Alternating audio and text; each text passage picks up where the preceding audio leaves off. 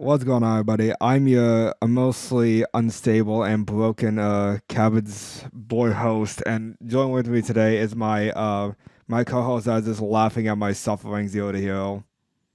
It's kind of true, yeah. Hey guys, how we doing? It's Yeah, been a time. we're doing great, doing great. Yeah, just got hit with multiple emotional gut puns within the past like couple of weeks. So yeah, that's fucking awesome. Yeah, this is so for anyone who doesn't know, what came out recently within the past month, because we are recording this we're recording this about a week after Guardians 3 dropped, and then Guardians League I was would May say what? 5th. Oh, Guardians 3 was May It was 5th? 5th, yeah. Okay, so we're dropping this Like 2 2 weeks weeks, like 2 weeks, after, yeah. and then also, it would be a month now from when Jedi Survivor came out. Yep. And let's just say that These are the we both those are the worst. Those are like the worst two projects to go into simultaneously. yeah, like And my the worst part dumbass, is that that everyone who is a Star Wars and a Marvel fan would do both.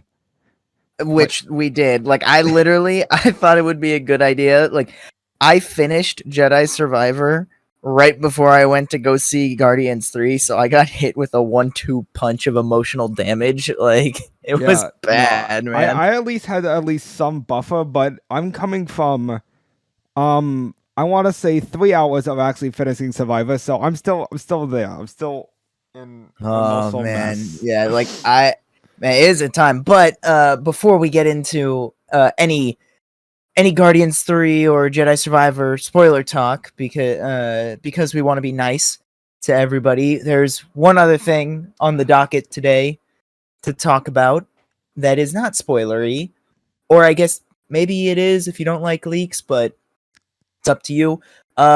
We are getting a Sony State of Play this upcoming Wednesday. That would be whatever the date is for that Wednesday, the 24th of 24th, yeah. May.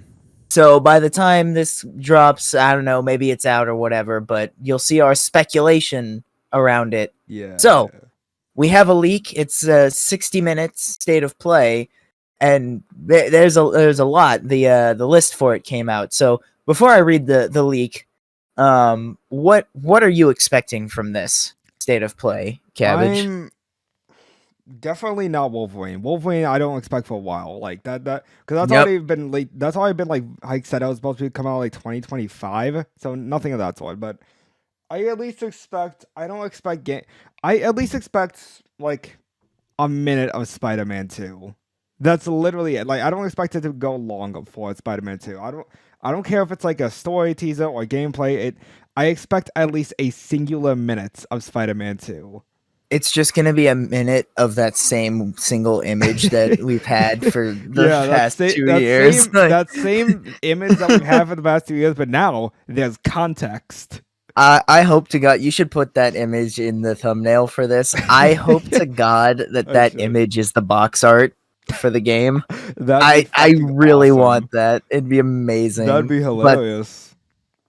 But yeah, so that is that the last of your predictions That's for the it? only that's the only like PlayStation thing I know that's happening. Okay. So for me, first off, I'm gonna say right now, I think this leak is false because it has no Jack and Daxter on the list. So Everything it's very, that isn't Jack very and Daxter, you clearly don't believe. it's very clearly a fake leak. You're never Because getting Jack and Daxter 4. Copium seed. listen, it doesn't have to be Jack and Daxter 4, all right? You're not getting a Jack It and can Daxter be thing, my remaster. period. I just want the remaster. They're gonna give That's you The all I Last of want. Us Part 3 just to piss you off. God, don't get me started. But like, listen, if Last of Us can get a full ass remake, I don't understand why Jack and Daxter, or it's 20 years, Because has realism not gotten anything. because realism is apparently better than art direction. Apparently. All right, that's a whole other. That's a whole other. That's a whole other conversation. But yeah, I'm pretty much along the same lines as you. I'm expecting to get some Spider-Man. I'm not at all expecting to get anything Wolverine related. Yeah, no, Because that's just too far out. I think we might get some GTA Oh 6, yeah, no, because I maybe. saw that. I saw the leak that the GTA 6 map is like twice as big as the 5 Oh, map. I haven't seen. Yeah, I haven't seen that part. That one I've seen. But there's that. I think we might get some Assassin's Creed Mirage stuff. And then I think the last one up there, I think we'll get some Mortal Kombat 1 or Mortal Because 1 that Combat. actually did release the cinematic trailer a couple of days ago. It was like actually I think it was yesterday. Pretty sure it was yesterday. I could not tell you. All I remember was looking at it and seeing that no Johnny Cage. No, it was Which Friday. It was Friday that no came out. no money, no Johnny, no money. I'm sorry, but anyway, Listen, you can that start those are my pre-ordering it today. predictions. But huh? You can start pre-ordering the game today. Oh yeah, we haven't seen anything about it. All right, maybe we'll talk about pre-ordering games as well for a second because a lot of people about that. Okay, listen, if you don't want to pre-order the game, don't pre-order the game. That is a-okay. If you want to pre-order the game, my recommendation is always wait till pretty much like right before the game comes out and at least review code or like not really review codes but like some reviews come out for the game, so then you can kind of look at it and be like, oh okay, all right, this is the reception to it from the Right. critics side. All right, find whoever that you trust to give it and their opinions and take their words for it and then go and buy it, like what I did with. Well, and also in certain instances, if you are just interested in the product and you want to pre-order it, dude, go ahead. Absolutely. I like the second I saw Jedi Survivor get revealed, I put money down for that as soon as I had money to put down for it, because I was just very excited for the game. So like, if you want to pre-order a game because it's very interesting to you, go ahead, do it. There's no shame in that. There's no like.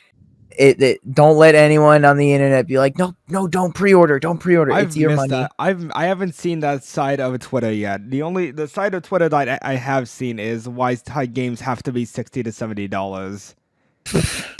I saw it. It came up because when Jedi Survivor came out, there was some performance issues. Most of I did see the about bad that. stuff was PC, but I'm also gonna say this right now.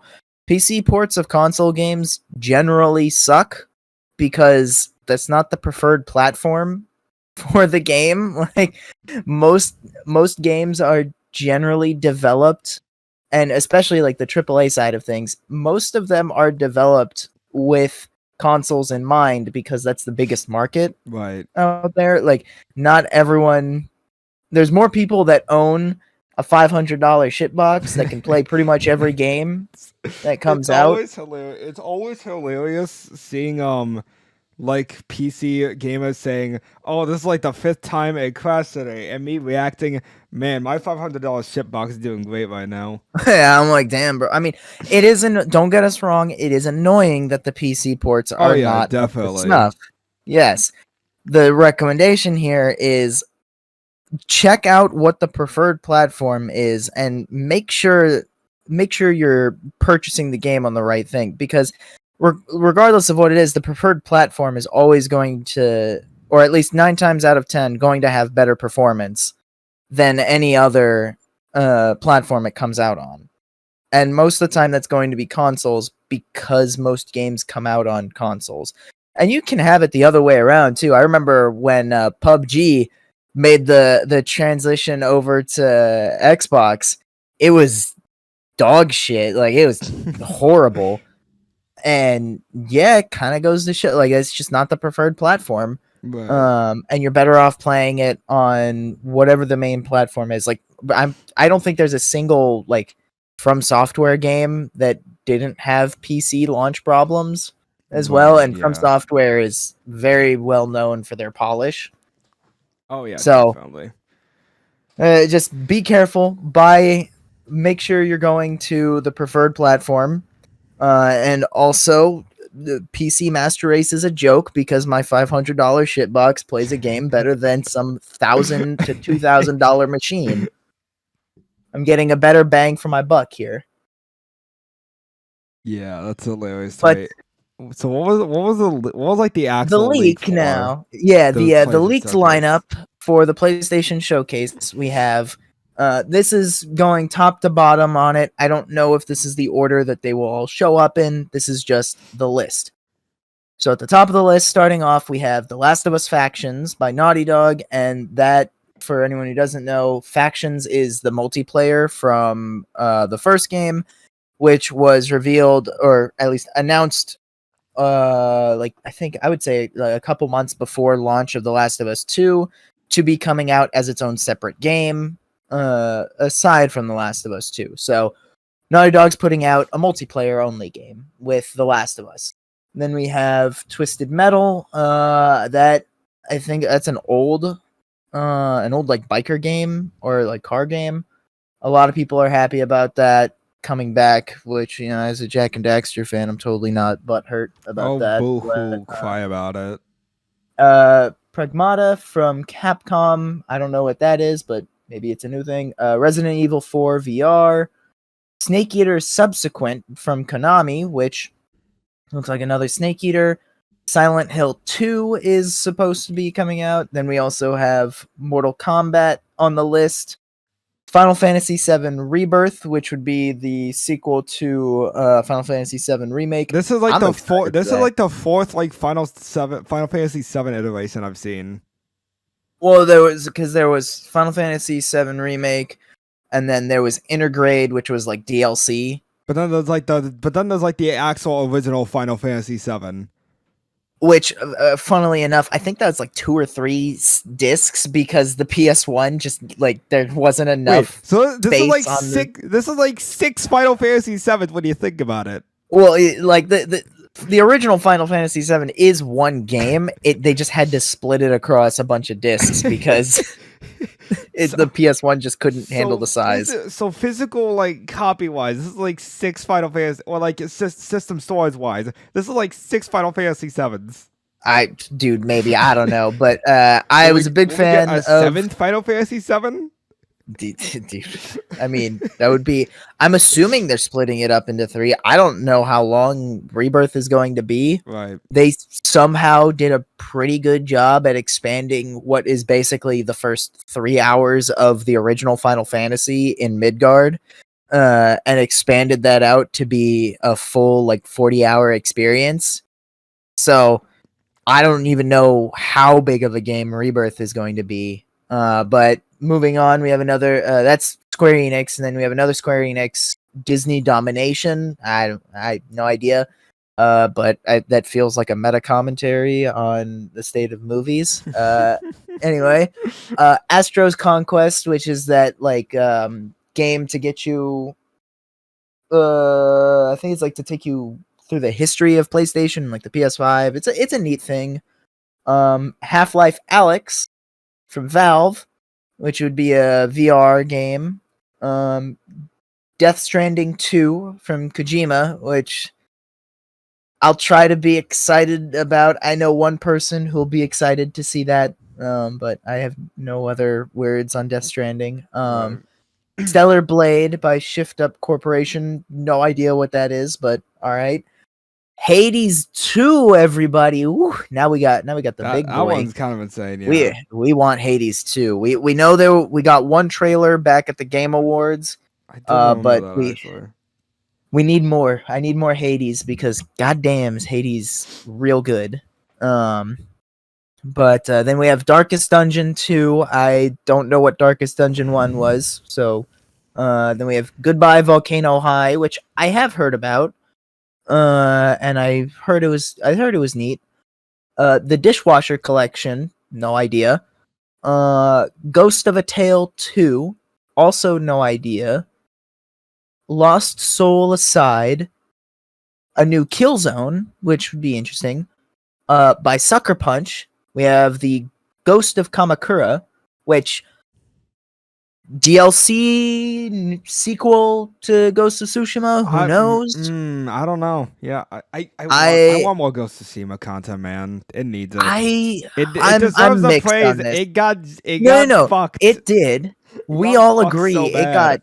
it got massively screwed over at the Game Awards. It was insane. But I'm a little. I don't want it to be a direct sequel to Ghost of Right. Tsushima because Yeah. I just think Jin's story was wrapped up very well, and it's kind of the same way I saw the first Last of Us, where I was like, I don't need a direct sequel with, and nor do I want one with Joel and Ellie. Their stories are Well, over, I'm but glad that you got like, one. but like, I think there's a cool idea to do like an anthology with The Last of Us. That would So like that would have been my preference for The Last of Us 2, is like we follow just some completely other separate people on a new story that in could that work world. in Ghost of Tsushima, where it's Yeah. a new character. Yeah, and like maybe a new character that was inspired by the Ghost of Tsushima. Right. And so I like, that's what I hope, or maybe it's just like an extra a new DLC in the same vein of like the big DLCs that Destiny 2 will drop, where it's like bigger than Iki Island but not a full game. Right. But so yeah, that's coming from Sucker Punch. Then we have Helldivers 2, no idea. Then Santa Monica Studio is dropping Dark Side, not spelt like the DC character, just DARKSIDE. Don't know what that's going to be, or if that's part of another series. But Is this cool. a part of like the Darksider series? No, I would assume it was titled Darksiders, but who knows? Maybe I haven't followed that. Okay. But last on the list is Marvel Spider-Man 2, and Obviously. I'm especially excited for this one because I did a little bit of chatting with some people when I was, going around talking. Potentially I have information that could be true about what the gameplay is going to be, and I want to see if the information is right. So I'm especially excited for that. I hope we get some gameplay. Then, like, it's very ironic seeing how we haven't gotten a single thing from Spider-Man 2 in 2 years, but yeah, we've been absolutely hammered with Across the Spider-Verse marketing within the past like couple weeks. Yeah, but like the thing is, Spider-Verse, the movie, is coming out in like 2 months, so it's the same thing of like it's gonna ramp up. What do you mean? It's going out like 2 weeks.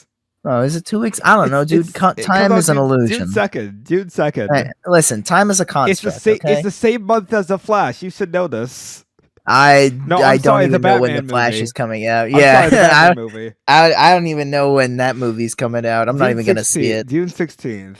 Dude, don't you just love when the main reason they really cemented we're gonna make this Flash movie is because they got Michael Keaton back as Batman? I saw that. That was fucking awesome. I love seeing that. I hate it, dude. This movie is going to be exactly what film Twitter dogs on Spider-Man No Way Home for. Like, it's gonna be everything they believe that movie to be. This is a spoiler for when we eventually do the Flash movie, because I'm making you watch it for a podcast. You will not. I will make you watch it, but the first thing we're gonna do when we actually do a podcast for this review is the very first thing I'm going to say at the start of the podcast, go, man, that was a good Batman movie. No matter how good the movie is, no matter how centered it is on Barry Allen, I will just open up with, that was a good Batman movie, because that's exactly what it feels like. You will not get me to see that. I will force you to. I have bribed you once. I can bribe you again. I have no. This isn't bribing. This isn't a video game where I get some level of enjoyment out of playing it. This is a movie where I have no interest. It's gonna be funny to see how bad it is. I don't want to though, bro. If I wanted to see movies to laugh at them for how bad they are, I would have gone and seen Morbius in the theaters. All right. No, Morbius. I couldn't even sit through 10 minutes of it. I like watching bad movies. I couldn't sit through like 10 minutes of it. I ain't even sit through any of Morbius. I saw the trailer and I clicked off 2 seconds in, man. Anyways, yeah, Marvel Spider-Man 2 is the last on the list. That's going to be an interesting one. I hope my insider knowledge is true and that no one was pulling my leg. let's hope not. But it's going to be cool. I'll say, all right, here, wish list of one feature you really want in the game. I want Like gameplay, story, any feature that you want in the game. What is it? What is the wish? so you remember Web of Shadows? I remember the gameplay. I remember this. I don't remember the story actually. So in the gameplay, you remember how you had this morality system, right? Oh, you mean the ones where? Listen, hear me out. I'm just saying, Like, it could I'll work. say, if we're gonna bring anything from Web of Shadows, bring back the quick time events with the really funny fail states.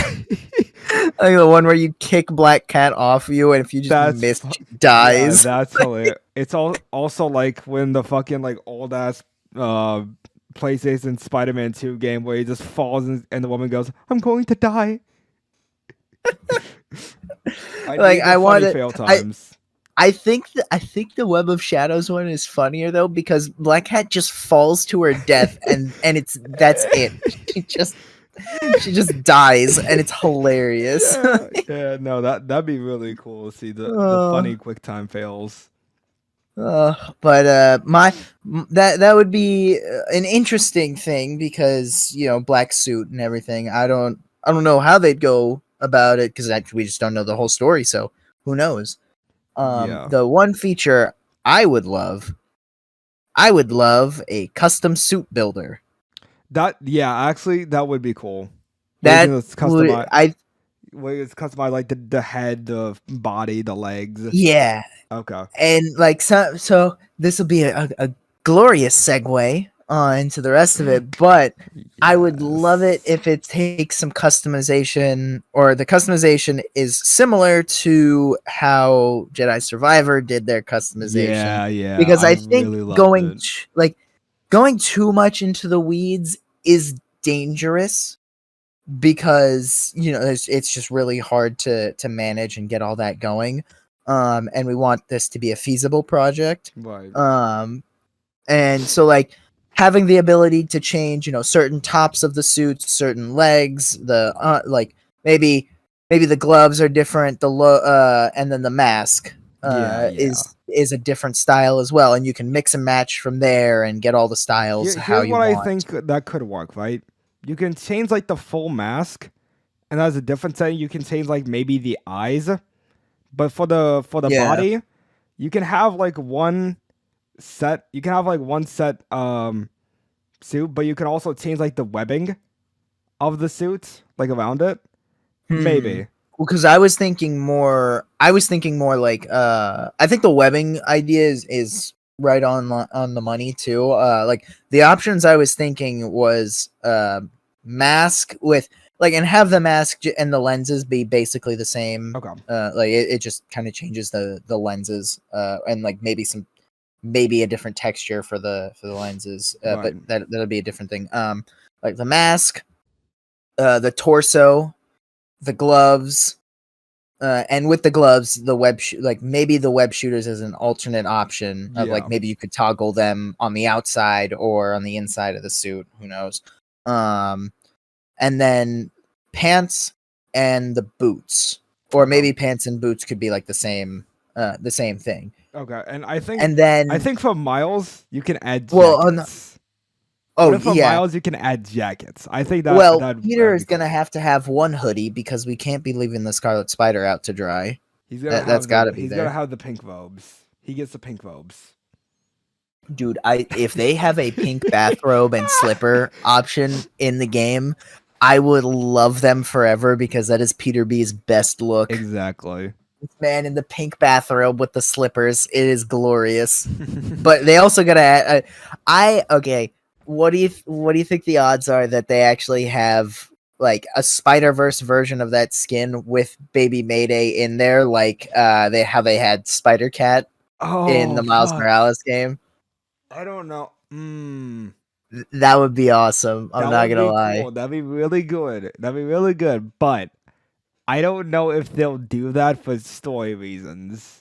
Because it wouldn't really Well, make okay. sense in the The suit. The timeline. thing is, the suits can be whatever they want because it's like it just doesn't matter at that point. All the suits are just cosmetic. Like we have Yeah, but Spider-Man yeah, but I 2099 suit. I feel like it'd be very jarring to see like Mayday, hey, like in an actual cutscene. My guy, that you could sit there in the cutscenes in the spider undies. That okay, Suit fair in the enough. like, fair come on. enough. But like when you You actually have, you know, the funniest one too. It's the Ghost Spider, the Ghost Oh, Rider yeah. Spider-Man suit in the first game. It's just a flaming skull and a jacked Look, up Spider-Man. fair enough. Like, But I feel like people are gonna be upset if they see a whole ass baby in a story cutscene.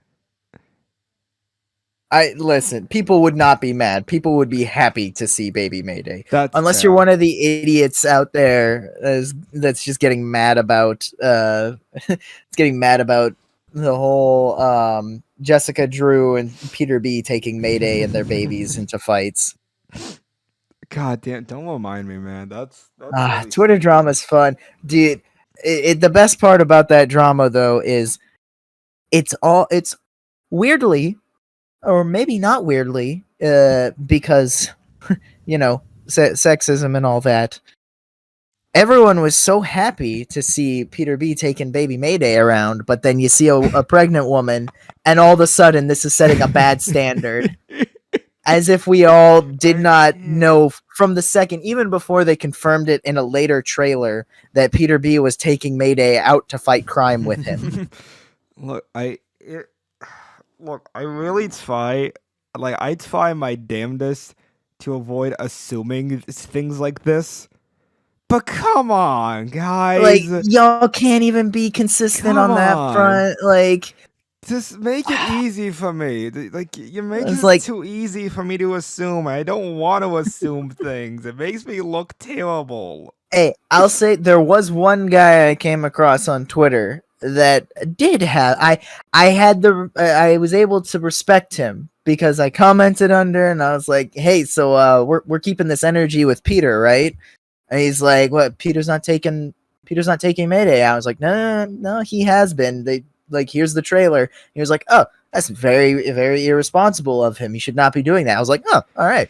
Respect, sir. You are being. You hate them for both. You are not hypocritical. Like, if you hate them for both, that's fine because you're at least like not you're at least not having a double standard here. But exactly. But when you only do it to Jessica Drew, a pregnant woman, you make it.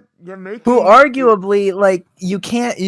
Arguably, people won't know that that she has the baby versus Peter B, who literally has the baby right on a carrier in front of him. It's like Mayday's literally a meat shield for him. I mean, she never would actually be, but she's literally in front of him. It's like people make it too easy for me to assume, and that's like the thing I want to avoid. Yeah, but it's fuck. But that is it for this spoiler-free section of the podcast. We're about to get into the goodies of the two things that gave us emotional damage. I'm still emotionally damaged. Dude, I finished the game and saw the movie over a week ago. Oh, yeah, that's true. I'm still hurting, man. That's true. But if you want to save yourself from any spoilers from Guardians of the Galaxy 3 or Jedi Survivor, get out. Leave now. No, leave now. Come back later. I'm not good at talking about things spoiler free, so just get out now. Save yourself while you can. Here, the thing we'll say, spoiler free, both are very good. Both are very good, yes. Both are very good and worth your money. James Gunn is a great director, and fuck anyone who says otherwise. just because he has a joke in there that you do not like personally does not mean that the movie or thing he made is bad overall. But now is the time, guys. Yeah, get out. Leave. We're gonna hit what, Jedi Survivor first? Yeah. All right. So this game, man. Whew. Fallen Order was really good already, and like, all right, like Cal was already one of my like loved him coming in. Oh I love the yeah. crew of the Mantis. He's already one of the best new things added to Star Yeah, Wars. definitely. I wish I could see more of him, honestly.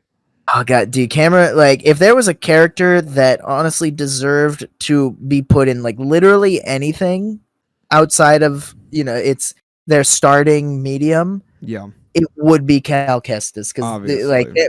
both Cal and the actor who portrays him, Cameron Monaghan, deserve more attention. Oh They're yeah, that definitely. they're that 'Cause good. Cal as a character has definitely stood out to me. Oh yeah, and so Jedi Survivor took like Cal, who's already pretty good in Fallen Order, and goddamn did they give him like the all-star treatment in This is this like game. It's, Cal in Survivor feels like Matt Murdock in Daredevil for me. interesting. Cause it's like it's basically the same thing where Matt is trying so hard to avoid killing when there's a part of him that really fucking wants to.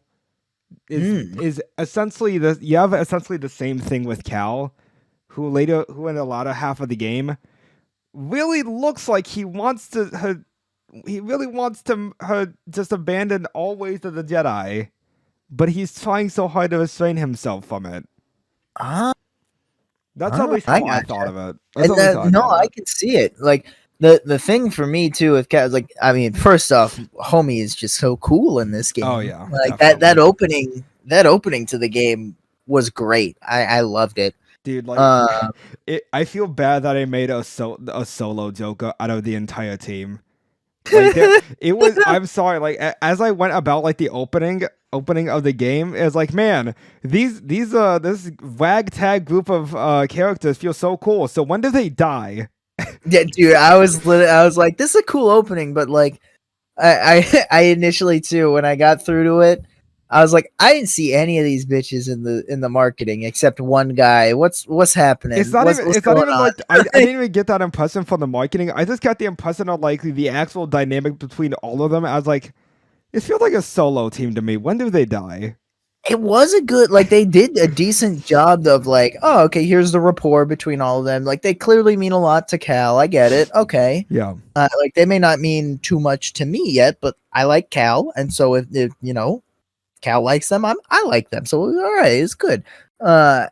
We go through, they all immediately die in the beginning. Although, listen, put some respect on the twins' name at least. They charged at the ninth sister with no fear. This game no fucks. Bro, they went right in. But their deaths, the crew's deaths actually does a really good job of accenting or emphasizing. I don't know. English is trying sometimes. It does a really good job of showcasing the main thing Cal is gonna have, and it's Yeah. like what you said. He wants to. There's a lot of like more subtle ways that they show it, because there's never really a moment where like that's more overt, like how Anakin struggles with the dark side Right. in the movies. This is a lot more subdued in just how Cal reacts to things, where his crew, the first three of his crew die, and immediately his anger starts to take over and he starts to walk down. He's like, he's going to fight. And then they get separated. He's given a little bit of time to breathe from it.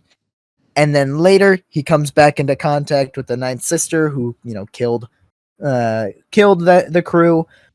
But he's given the time to breathe for a second so he can stay those anger urges. Right. And I think actually my favorite part of it is the respect he still gives to all of his opponents. Yeah. No, For that's them. definitely like one of the best parts about like Cal as a character, is that he still has that respect for people.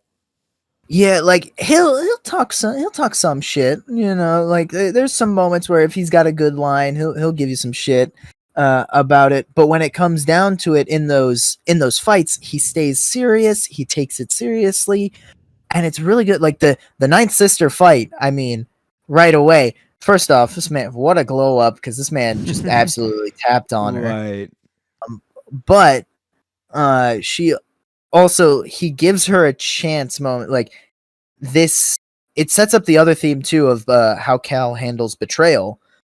Because it's very specific in the wording where he says, you know, you talks to the Ninth Sister. She was a Jedi before you betrayed our order, and his view is, it's time to set you free from that. So he doesn't have the anger with betrayal is something that comes back through the game and is a really good showcase because he kills her, but it's quick. It's respectful. He doesn't doesn't do anything. That's a very cheap. like consistent thing throughout the game with character boss fights. Well, I mean, I guess except with Dagon, but we don't talk about that. But it's like this is why throughout like all the character boss fights, I felt fucking terrible at killing them. Like every single character boss fight, I felt horrible for my. I contemplated my entire life by murdering these fucking 3D models in a video game. Because the one thing I did really like too is at least like the people that we got to, because there are moments where Cal, like what I think is cool too is Cal will just straight up like in a fight, he will, if they're coming at you, he will kill you. But if there is a chance where he can get you to surrender and not fight him, he'll still do that as well. Right. And so like it's a good balance, like especially, and it makes the times with the main bosses a lot more impactful because those are people that he at least has built up some kind of relationship with to try and get them back. Yeah. And so like, I mean, dude, the Ravis one was probably the most. That one was really cool, but fuck that boss fight, man. I love, like, Ravis was cool, and not just because he was a henchman that had a spine, but it was also, I think my favorite interaction with him was when him and Dagon are talking, and like he says something to Dagon, and Dagon's like, you know, keep talking like that and I'll cut off your tongue, and instantly he just says it'll grow back. Like he has no fear in that, even though Dagon beat him before and that's why he's working with him. Yeah. Ravis is still like, no, I am him. So like, listen. No, listen, I'm that guy. Like, God, it's so good. And like there's so many good moments in the game that just showcase how much Cal has grown. And like in each of the boss fights, I saw this going around, like especially for the Ravis fight, people wanted there to be, I guess, more of a bombastic death for Ravis because his species, if you haven't watched it, go watch the 2003 Clone Wars where you see another person, another alien that is the same species as Ravis, and he takes, like, that species just takes a lot to be killed. Right. But the way they do it here is Ravis wants a warrior's death and believes Cal can be the guy to give it to him, because also like the respect put on Cal in this game as well. This man is a threat and people know it. Yeah, like, definitely.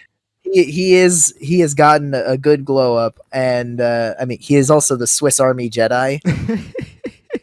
Fantastic.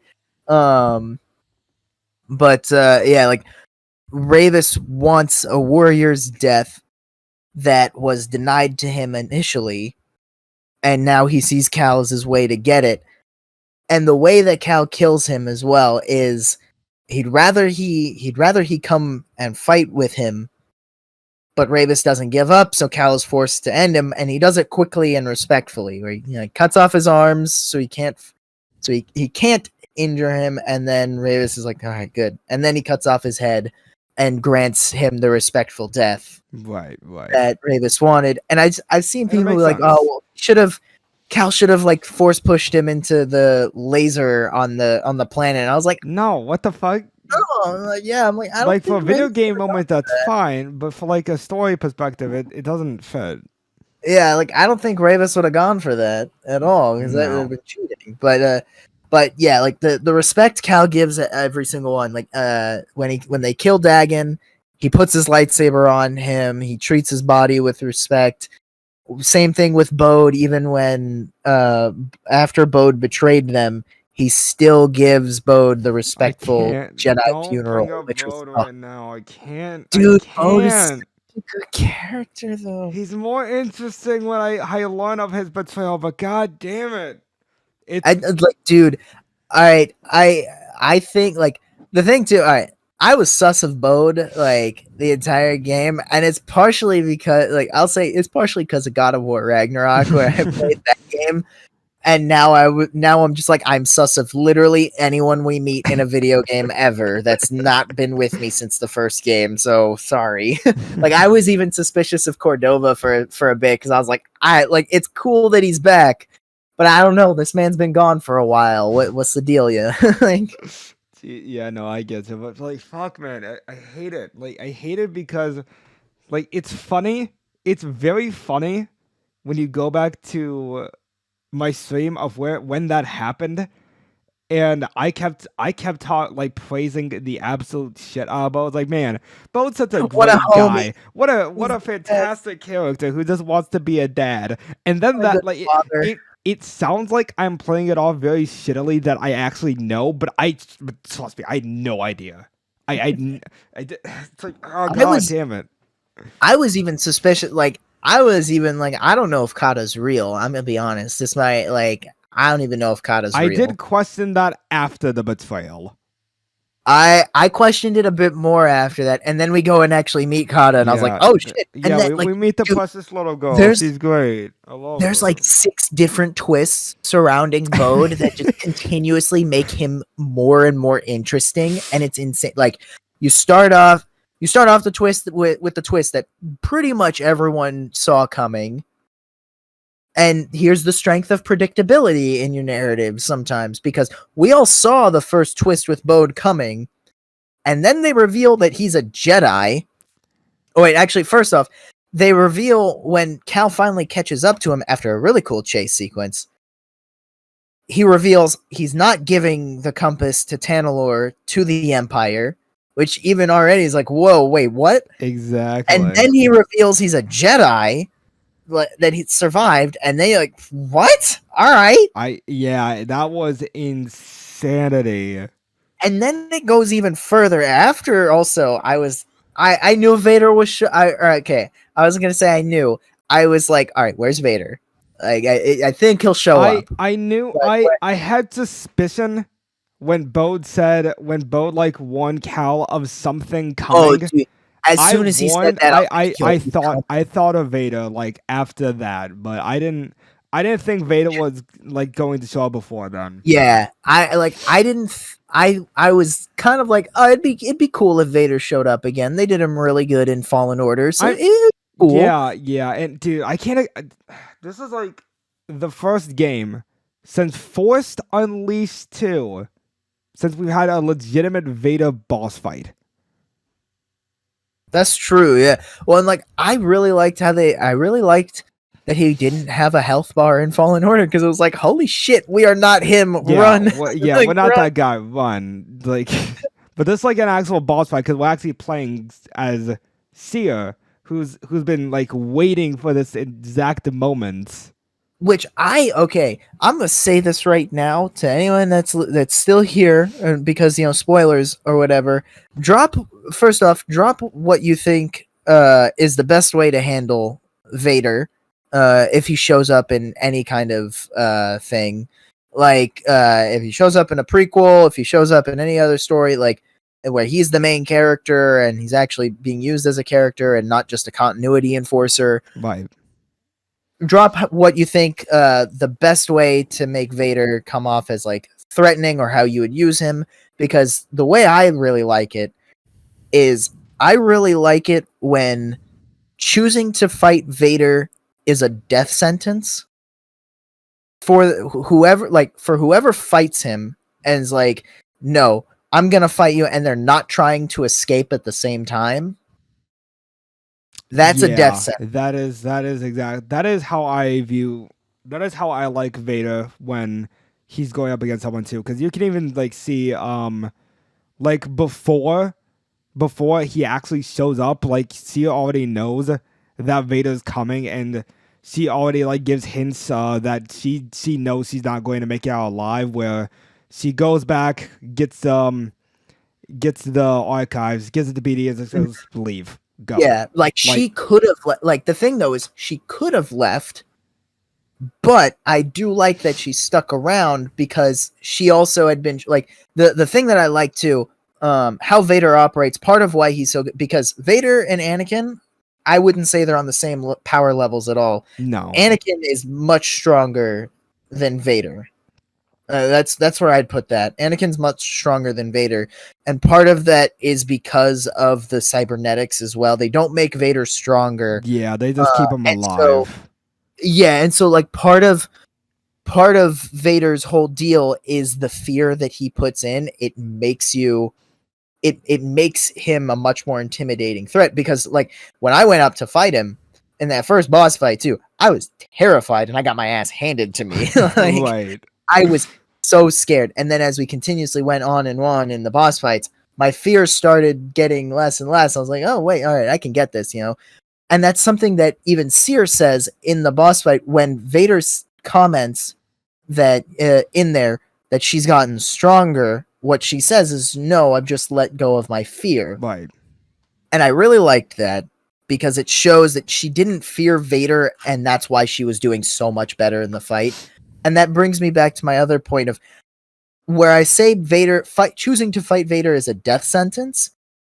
It does not mean that Vader is untouchable. And I really hate when Vader is untouchable when he's fighting against other like other Jedi or Force users.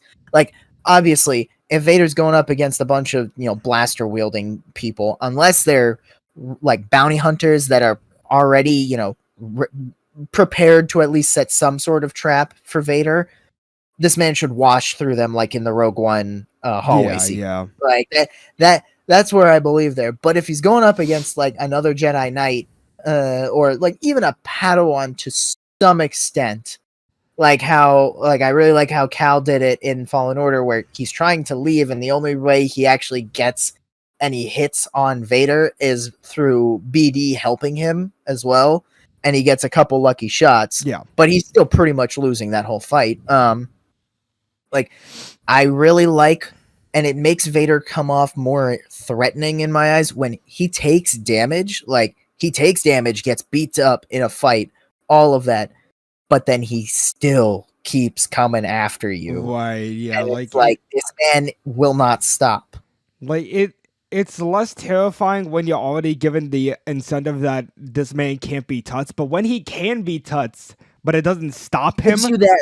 It gives you that 1 second of hope too, because like when I was doing that boss fight, there was a part of me that was like, look, I was like, this doesn't feel good. I feel like Seer's gonna die, but also we're kind of winning this fight. There might be a way for us to survive. Like, who knows? Like, I don't know. Like, I don't know where Cal is. Which, by the way, that switch up of the respawn and coming back as Seer was so fuck. For everyone who doesn't know, when you start to play that section as Seer, first off, you lose the boss fight with the first boss fight with Bode that sends Cal over the edge and injured, and it fades to black, and it gives us the respawn option. You press respawn and you're playing as Seer through that section all the way to the Vader boss fight. And so there was a part of me for a while when I was playing where I was like, maybe Cal will be able to make it back in time. I don't like, there's some way, like we're winning. Maybe we'll do it. As we like continuously in each phase of the boss fight, we were able to get more hits on Vader, do some damage to him. But unfortunately, the continuity is strong with this one. The dark side of the Force is a pathway to many continuity saving throws that some consider to be unnatural. But is a very good boss fight. I'm writing that down. I am writing that down. Dude, that's gonna be in my video whenever I get the drive to make it. But yeah, I like that boss fight does such a good job of setting it as like Seer is a threat. She has gotten stronger. I believe it. Vader is still a threat. and I didn't even think, like, for a moment I was like, we might be able to escape the continuity on this one. But unfortunately, Seer dies. And I'll say this right now, this might be my controversial take.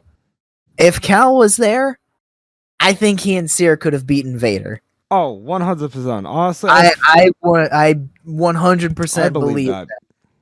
I believe that. And that just makes it sting even more, because they pull out and reveal that the whole section as Seer that we played through, Cal witnessed it because of his ability to sense force echoes. We literally made as I legitimately fucking cried. It pulls out to show Cal had watched the whole thing, watched Seer die. Psychometry. Like he would. It's not. It wasn't even like a choice. He was forced to watch it. Forced to watch. Yeah, because that ability, once he senses the echo, it goes over him, and it like he can't stop it until This is why psychometry as an ability is both a blessing and a curse. I will say this is more of a. I guess this is a joke actually. From there is a book, a tie-in book between Fallen Order and Survivor there's like an adventure that goes through and kind of explains why they split up, why the crew of the Mantis split up, or gives extra reason, because they explain it in the game. Yeah. It also explains how Grease got his arm, but that's not something they needed to cover in the game. Right. Not important. And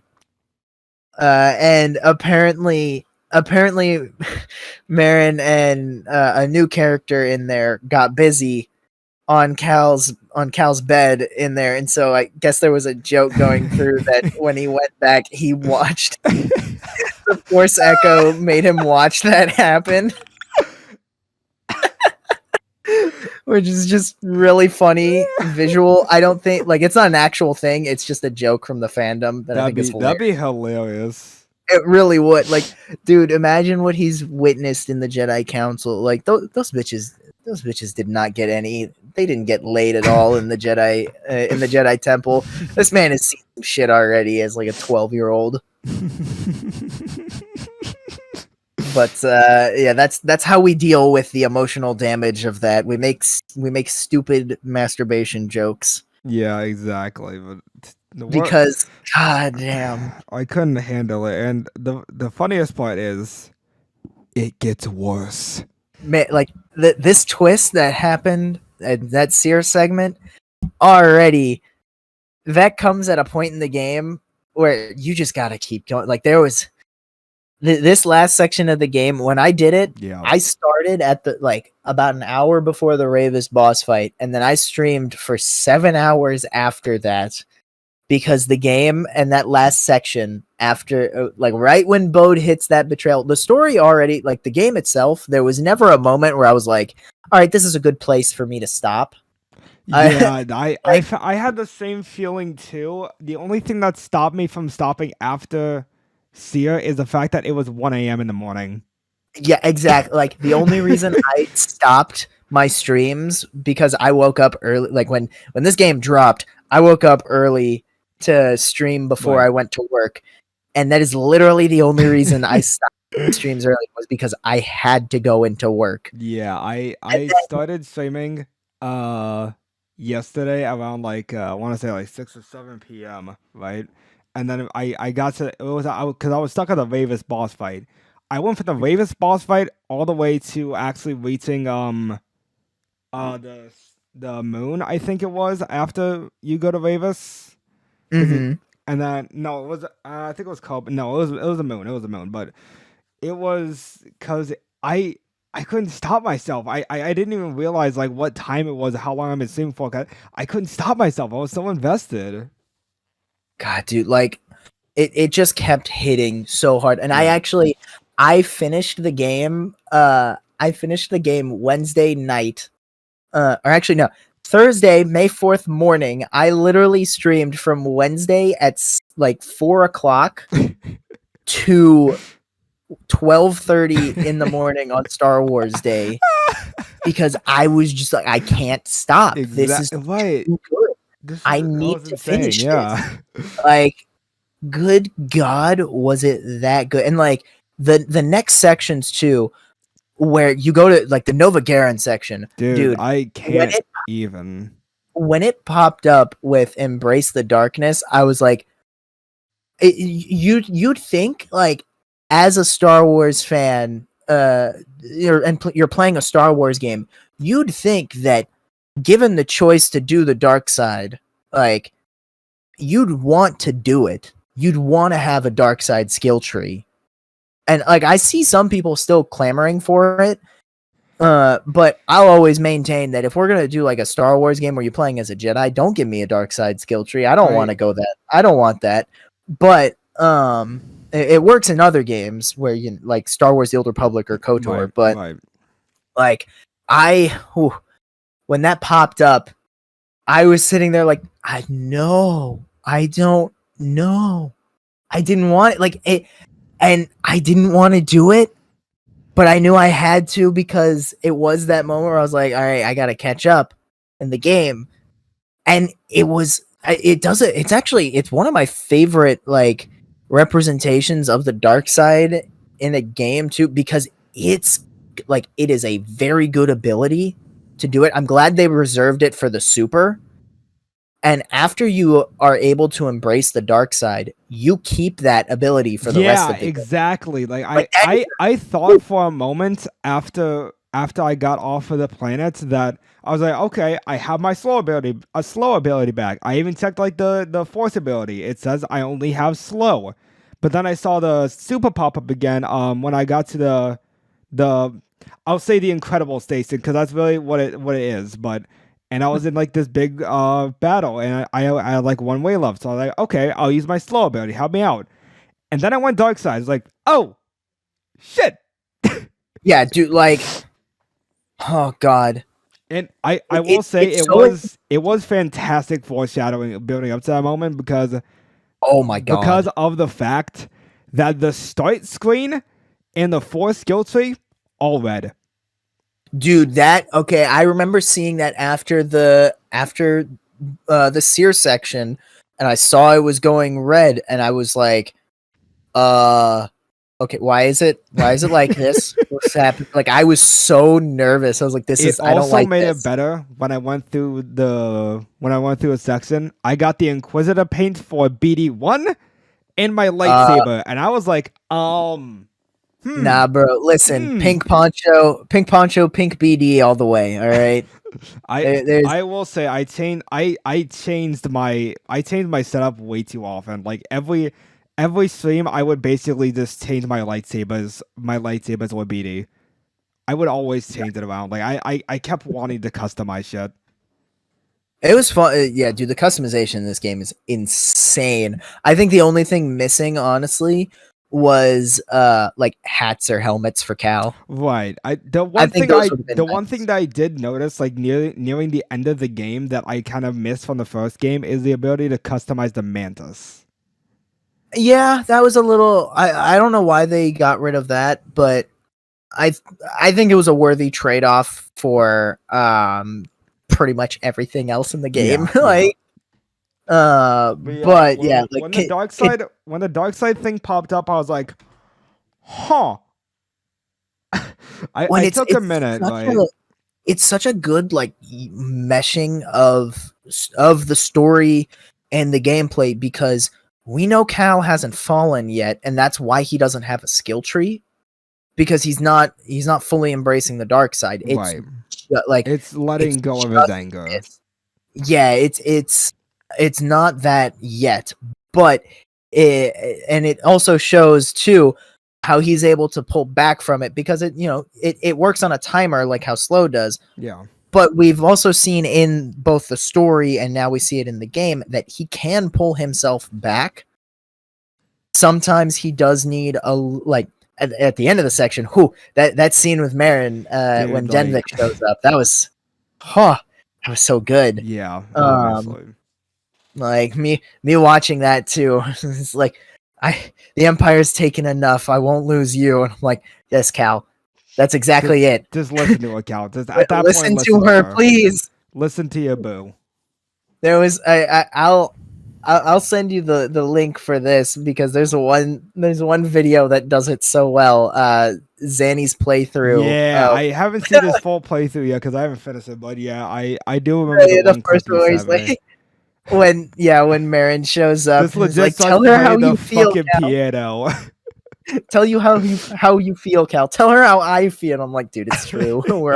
We were all rooting for Cal and Marin. But yeah, like that sequence is so good where it's definitely Cal's like most present trial.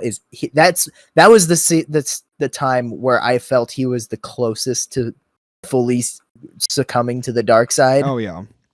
But then she's there to help pull him out, and then going forward, he doesn't need her to pull back. He's strong enough to do that himself, but it is one of those things where I'm like, I don't want to be able to use the dark side in the next game because I don't like. That's the big thing with the dark side in that Yoda even explains too in episode 5 when Luke asks, is the dark side stronger? No, but the easier, more seductive path, and that's exactly what it is in a video game when you're given the toy. And like, there's even builds there's a way to build your character because there's a whole perk system.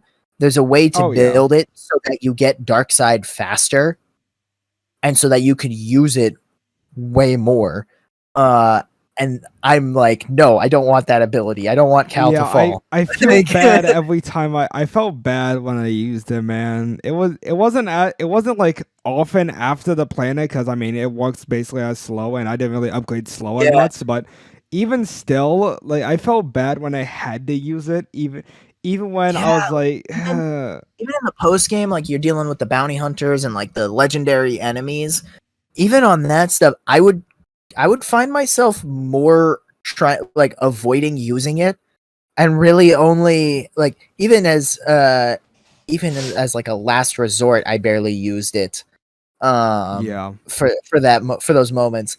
And so I really hope that they don't go further down. I'm like, I see everyone like, we need to give us more dark side abilities. I'm like, no, stop it. Stop. You're asking for Cal's downfall. I don't want that. I want my boy to be happy. Like after first Spider-Man, now Cal. What the fuck? Oh god. I'm like, dude, this is Cal seeing some shit Kestis, all right? I don't want him to see any more shit. I want him to too much, man. He's seen too. He was forced to watch Sea's death right in front of him. He's seen too much. I don't want it, dude. And like that final boss fight too. I think that was the coolest part of it was after they've all, they've had a moment and we're like, okay, we tried to get Bode, it didn't work. But now we know where he's going. And I really liked Marin and Cal both coming to the conclusion. First off, like setting their initially when they go after him at Nova Garen, because I don't even think they knew I don't even think they believed that Kata was real at that point. Right.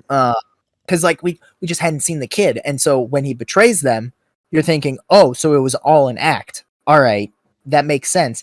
Then we all see Kata, who, by the way, within 2 seconds, I would have died for this child. Yes, this child. I would murder everyone. If somebody touched Kata, I would murder everyone in the room and myself.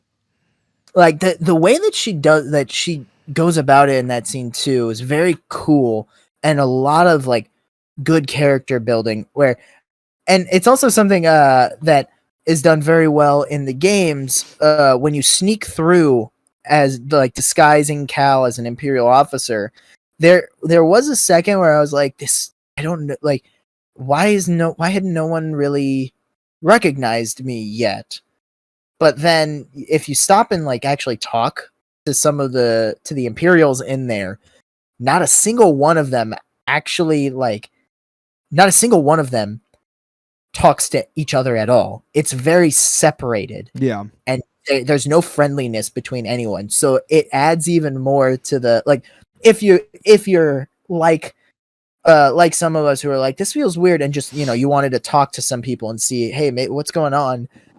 They covered their tracks of like, yeah, like these people don't talk to each other, so they wouldn't even know, like they wouldn't know. I was very confused at first as to why nobody recognized me as the Jedi terrorist, but Yeah, Well, and that the does other make thing sense. as well, we like.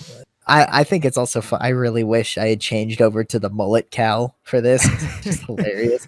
But it is also, we can change our customized appearance, so there's a little bit of that meta I game, mean, not meta sure. game stuff. But yeah, like it just makes sense now that they wouldn't recognize you because they don't even like know who belongs at this point. If they just see the uniform and you're good. Yeah, yeah. Like that's how much of a machine the Empire is, and I really love that.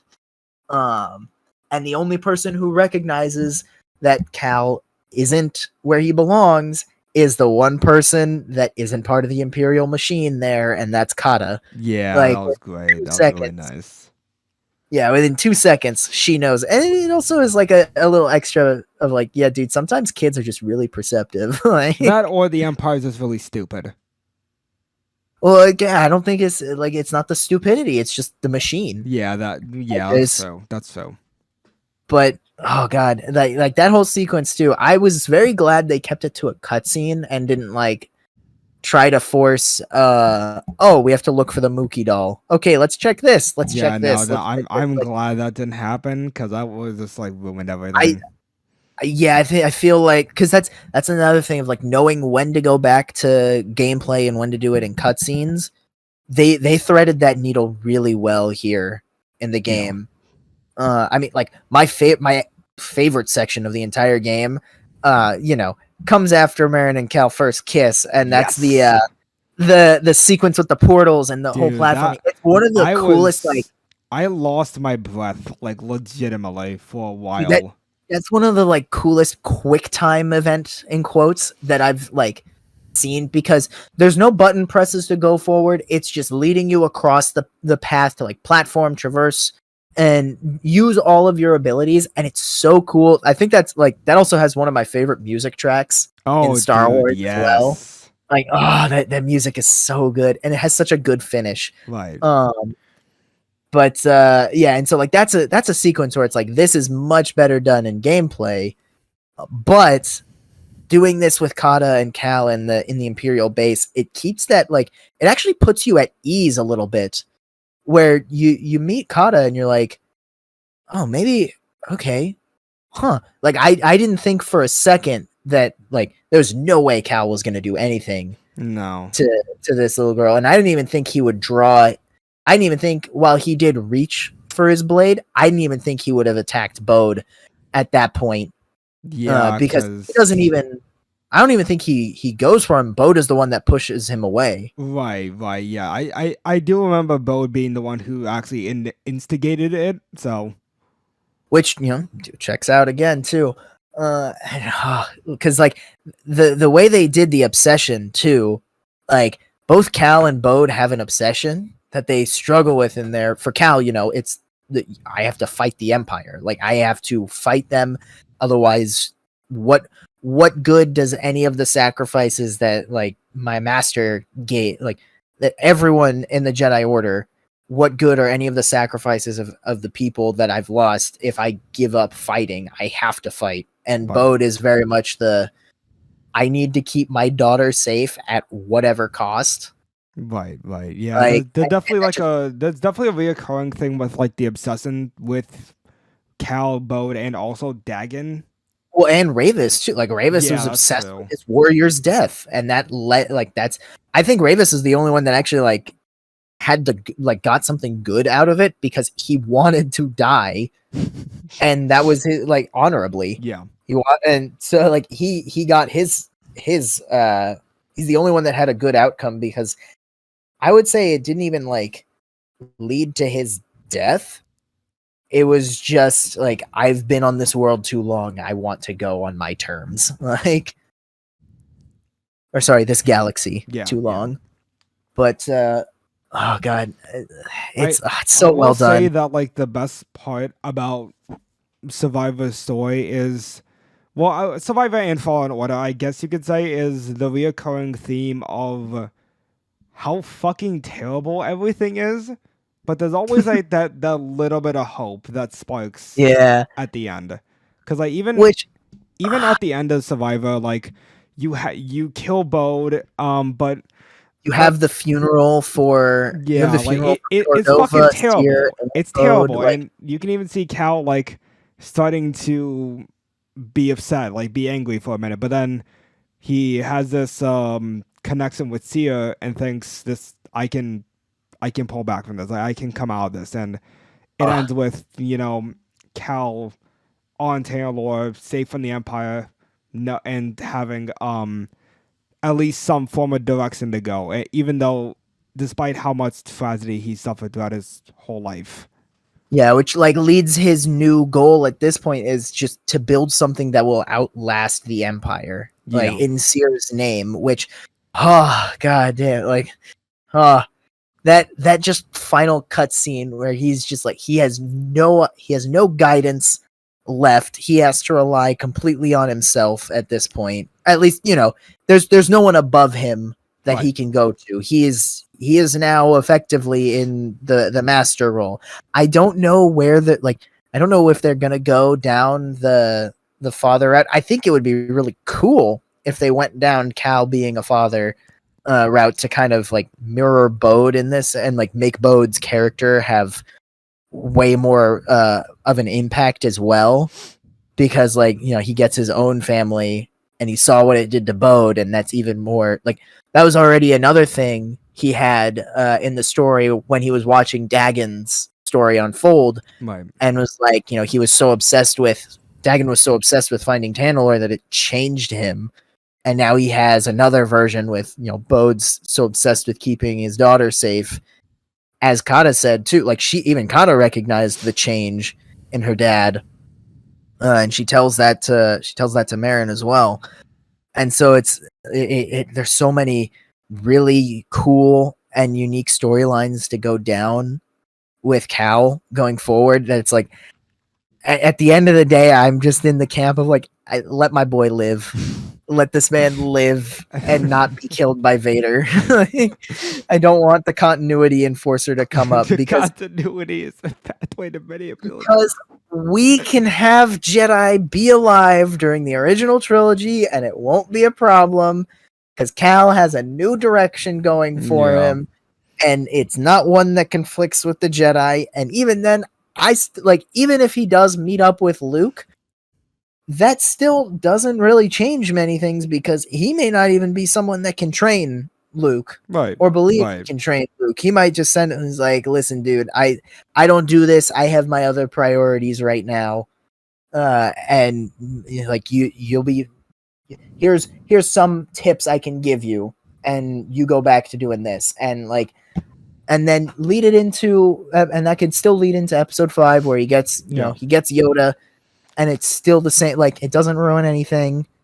And even in Return of the Jedi, some Jedi's being around at the time still, I don't think like screws with anything really, because Luke is still the last hope for the galaxy. Because I don't even think like in a 1v1 fight, I don't even think Cal could beat Vader. Right. In a 1v1 fight. He definitely couldn't beat the Emperor. I don't even think Luke could beat the Emperor at the time of Return of the Jedi. Yeah. Like Ahsoka, before they did the whole time travel fuckery in Rebels, was going to be killed by Vader.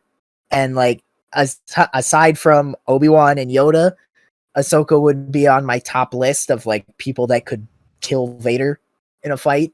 Yeah, but that's like 3 people. That's you gotta think about that. That's 3 people out of all the Force users in the galaxy. Like those are the only 3 where I'm like, choosing to fight Vader, I don't think would be a death sentence for these guys. Right. And like it's more true in the sense of Obi-Wan, because the only reason Obi-Wan dies in A New Hope is because he knew Luke wouldn't leave without him. So it's like, all right, I have to die, otherwise Luke isn't getting off this place. Yeah, and so like there's ways to do it. Like it's still, and the reason that Luke beats, Luke is able to win the day is because he reaches Vader. Yeah, and he reaches Anakin. I will say that this actually comes back to the new trilogy with rebuilding the Jedi Order, is that maybe Tanner lore or like the other aspects of Survivor with the old the old Jedi Order in the Force Awakens shit could be a part of that.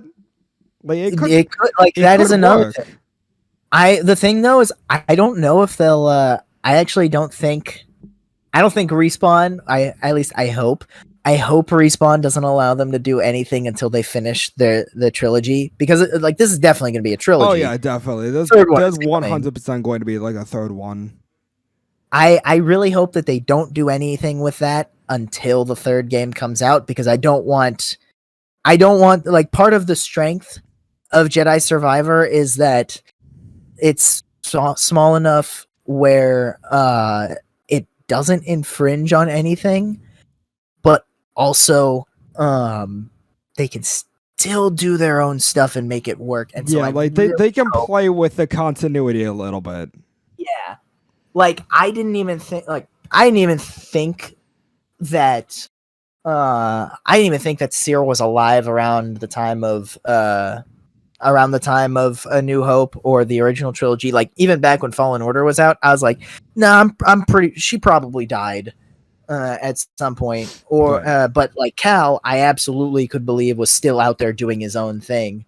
And it's another bit of that, like, very simple solution of like, I don't know why we can't be good faith to things in this scenario, or at least give things the benefit of the doubt on this part, where it's like, well, why didn't they show up in this thing? It's like, well, they're clearly busy doing something else. Yeah, And that's a big problem with people perceiving continuity, is that there feels a need for everything to be explained when realistically, no. the thing too is, it's like everything needs to be explained immediately, and it's like, oh, it's not like, it's not something that's important to the story, so it's like, chill. Right.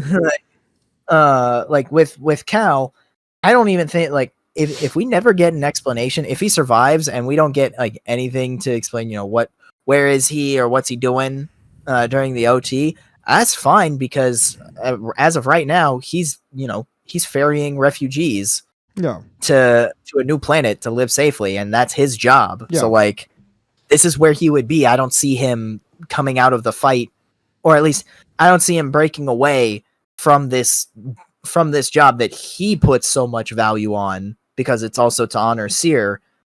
I don't see him breaking away from that to just go show up and, hey, this is why I wasn't here in this movie. Like, it's that thing. And so that's where I'm at for that, is like, I really want Cal to survive, because goddamn, his story is so good. Yeah, and I need to see more Cal, just in general. He's one of the best things added to Star Wars, Definitely. across the board. But like, I will say, the one thing about the story that has its trope that I really love, that I've really been loving for a while, is when the main character is left utterly alone in the worst possible situation, in like one of the worst possible mental situations of their life. That is a trope I have seen, and I weirdly love it. I shouldn't love it because it's sad, but I kind of love it. No. I think the part of it that makes it work is there's that optimism. There's that good old Star Wars optimism. Yeah, definitely. But I mean, like, even this is kind of the Empire of Cal's story. Yeah. But even Empire ended on like a more optimistic note of like, okay, we're going to go find Han. The fight's not over. We're gonna, like, we may have gotten beat here, but we're still coming. Like, we're still out there. And so I think that's what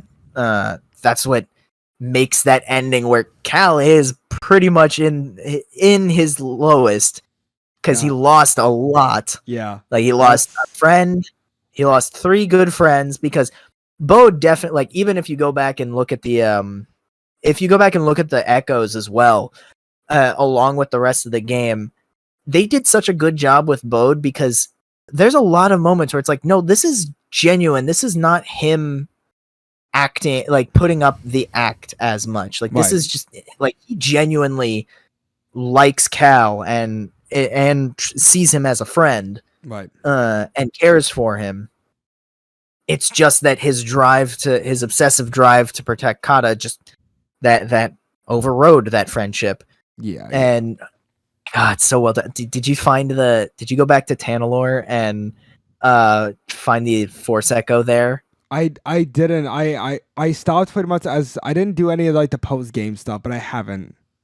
Okay, it's a Force Echo where Bode and Kata are singing the song, the lullaby God damn from her it! mother. No, stop! It's no, dude, no, it hurts stop. me so God much. damn it! Stop. Whatever. It's- Moving on. Moving on. I love the it's so- trope. I love that trope. It works with Spider-Man. It worked here, and it worked with Guardians 3. Moving on to Guardians Oh, wait, 3. no, there's one more thing. No, there's one God more damn. thing. What is it? Please. Is it It's emotionally I'm not done on taxing? Bode. Is it Bode emotionally is so taxing? good. Not really. There's just like a lot of moments. Like one of my favorite ones actually is like Bode picking up on Cal's feelings for Marin, being like, Oh yeah, okay. I know that one like, I did. where love. he's like, I know exactly how to turn him, but he doesn't. Like that's the thing. Bode never actually tries to turn Cal to the dark side. Yeah. Because like that's not his goal. He's just like even when he uses even when his plan was to use Cal to basically wipe out, like that's another thing. Bro knew how powerful and like skilled Cal was, and his plan to basically cover his ass was, okay, Cal is gonna run after me. I'm gonna lure him to this Imperial base where he'll just take care of my problems for me. Right. And that's partially accurate too, because we kind of mopped the floor with that entire base. Like, we essentially destroyed the entire base. I love how good this game is. Like this game, I think does it better. Well, the Force Unleashed is fun to go in and be like, oh yeah, this is the Force on steroids. And like it's kind of like the game version, but a little bit different of the 2003 Clone Wars, which is still the best representation of the Jedi at the height of their power. Yeah. But like it's a bit more grounded than Force Unleashed, but you still get the sense that Cal is super powerful, Right. And pretty skilled. So you never lose that like feeling of a threat. Like the Empire, like you never feel untouchable. Oh yeah, definitely. God, it's so good. But yeah, the writing is so good. The game is really good. Bode is also one of the most interesting characters added to Star Wars. It's really good. Oh, definitely. I love Bode so much. He's so great, but fuck him. This is Ryuzo from Ghost of Tsushima all over again. This is Ryuzo all over again. Cal deserves a happy ending. Don't let the Respawn, if you're hearing this, the continuity enforcer doesn't have to kill everyone. The continuity enforcer doesn't need to exist sometimes. Just let he it doesn't be. need. Cal can survive and be there, no problem. But before we move to Guardians, what do you think? What's your hopes and like predictions for the next game? I think that what I want from the next game is, because I think the next game is going to be focused solely on Cal coming out of the dark side. Because let's be honest, there wasn't like a nice conclusion to that. There wasn't really a conclusion to Cal coming out of the dark side. Yeah, it leaves him in. It leaves him in a very like middle, like limbo state right now. Yeah, I think we'll keep the super of like, embracing the darkness with slow. I think it'll be kind of similar to how they used slow here, where it's like we embrace the darkness at the start of the game, but then the story will reject the darkness and we'll get a new like light side power that's same function but better or whatever. Yeah, but I also do want to see more of Kala because he's such a beautiful innocent soul. I love her. Well, and remember, guide her through the darkness. So there's some darkness in Kata that is gonna have to be dealt with. Oh yeah, definitely. Especially since she basically watched her father get murdered in front of her. Which, oh god, that's such an interesting position because it's like, how do they? Because when you play the game, she doesn't hold any outward anger that you see. Like she actually likes Cal to an extent, but it's still he did kill her dad, so yeah, that's going to be an interesting thing to go through. But yeah, so that's the thing I'm very interested in, and like my hopes for it. First off, I really hope we get a lightsaber pike in the next stance. I think we're gonna get at least. I think we're definitely gonna get one more stance for Cal, and Oh, I think they might actually let us use all of them, even though I actually do like that they confined us to 2 stances for the game. I do like that because it did make me think a lot harder about how I'm going to approach. Unless you're like me and just goes dumb brain double saber. That was the thing, was I did that too for most of the encounters. I still, my first instinct was, all right, let's go. I got a lightsaber and a dream. Let's go. And that was my plan. But then I realized, okay, I got to figure this out. Like which ones I had to make the conscious choice because I really liked the crossguard saber, but I knew that the double saber was like the double blade was way better definitely. for crowds. But I just wanted to still use the crossguards. I was like, all right. I basically went in like 90% of the game. Dumb brain double blade saber. Let's go. I don't care for the less stamina. Let's fucking do this. Faster attacks, stronger hits. Let's go. That's really That's what I did for that's what I did for like all of the bosses. I didn't really stick to any other saber styles. I barely touched a single blade. But when it came to like actual when it came to like actual enemies outside of bosses, I did think a little harder about it. Like the DT Sensory's voice, I was like, fuck. The thing I really liked about it too is like if I chose to not use, the more crowd control for the double bladed saber, I would have to be smarter with like my use of my force abilities, my positioning, like which enemies I went for and all that. So I really like that, and I hope they keep it. Well, I wouldn't complain being able to use, all the stances at the same time, and just be able to like freely switch between them. Right.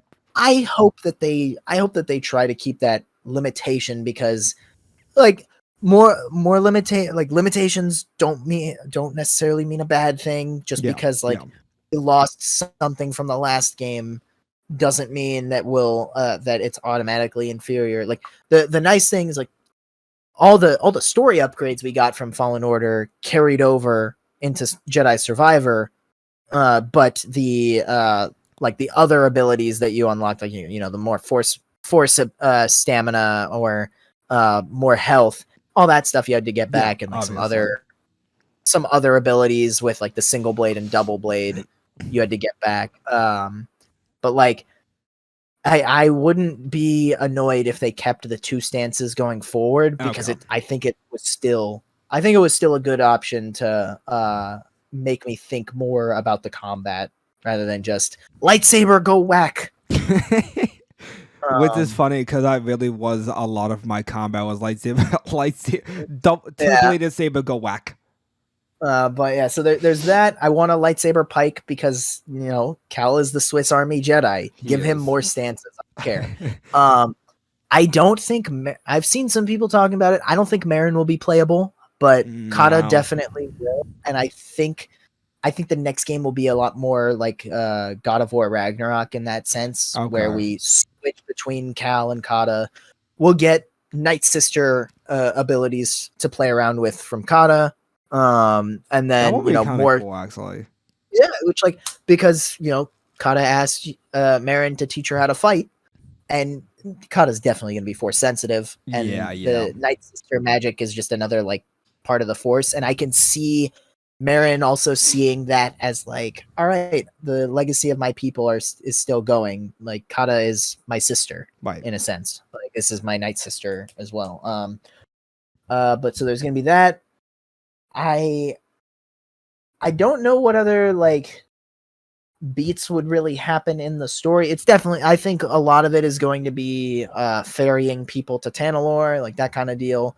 But my thing is, I actually think instead of there's going to be a gap again. At minimum, I think it's going to be another 5-year gap because Kata's only 10 right now. Right. And another or at least she's in that age range of 9 to 10, because she was born in between the years, and it's been 10 years since the purge, so she's at least 8. Yeah. And 5-year gap would put her in her teens, closer, basically the same age as Atreus in Ragnarok. But That's like at least a 5-year gap. But then I think we're actually going to get like a 10-year one to put us closer to the events of the original trilogy. And we will be dealing with either like cleanup of the Empire after Return of the Jedi, of like, all right, we're gonna go clean up the rest of the Inquisitorius that survived, Okay. That or could as work. like, or like some other remnants of the Empire, Yeah. or it's going to be more, all right, let's find a place for people to go as well, like another place. And they'll keep the theme because in Fallen Order, we went after, we followed the Zepho, ancient civilization. And Survivor, we went back to the High Republic era. I think we may be going back to another place with the Old Republic era, with like, Revan time period for the Okay. next game. I could see that. And I think that'd be very interesting. I also would really love to see Quinlan Voss show up, because one thing we know that has been confirmed is that Quinlan survived Order 66 and the Purge and was working with the Hidden Path, because his name was specifically dropped in Kenobi. Yeah. And Quinlan is another Jedi that's very similar to Cal, in the sense of he has his own struggle. He had his own struggle with the dark side. He also has the psychometry ability. And then he also had it's actually very funny. He also had his own relationship with a Night Sister, with Saj Ventress. So there's a lot of similarities that they could pull for that.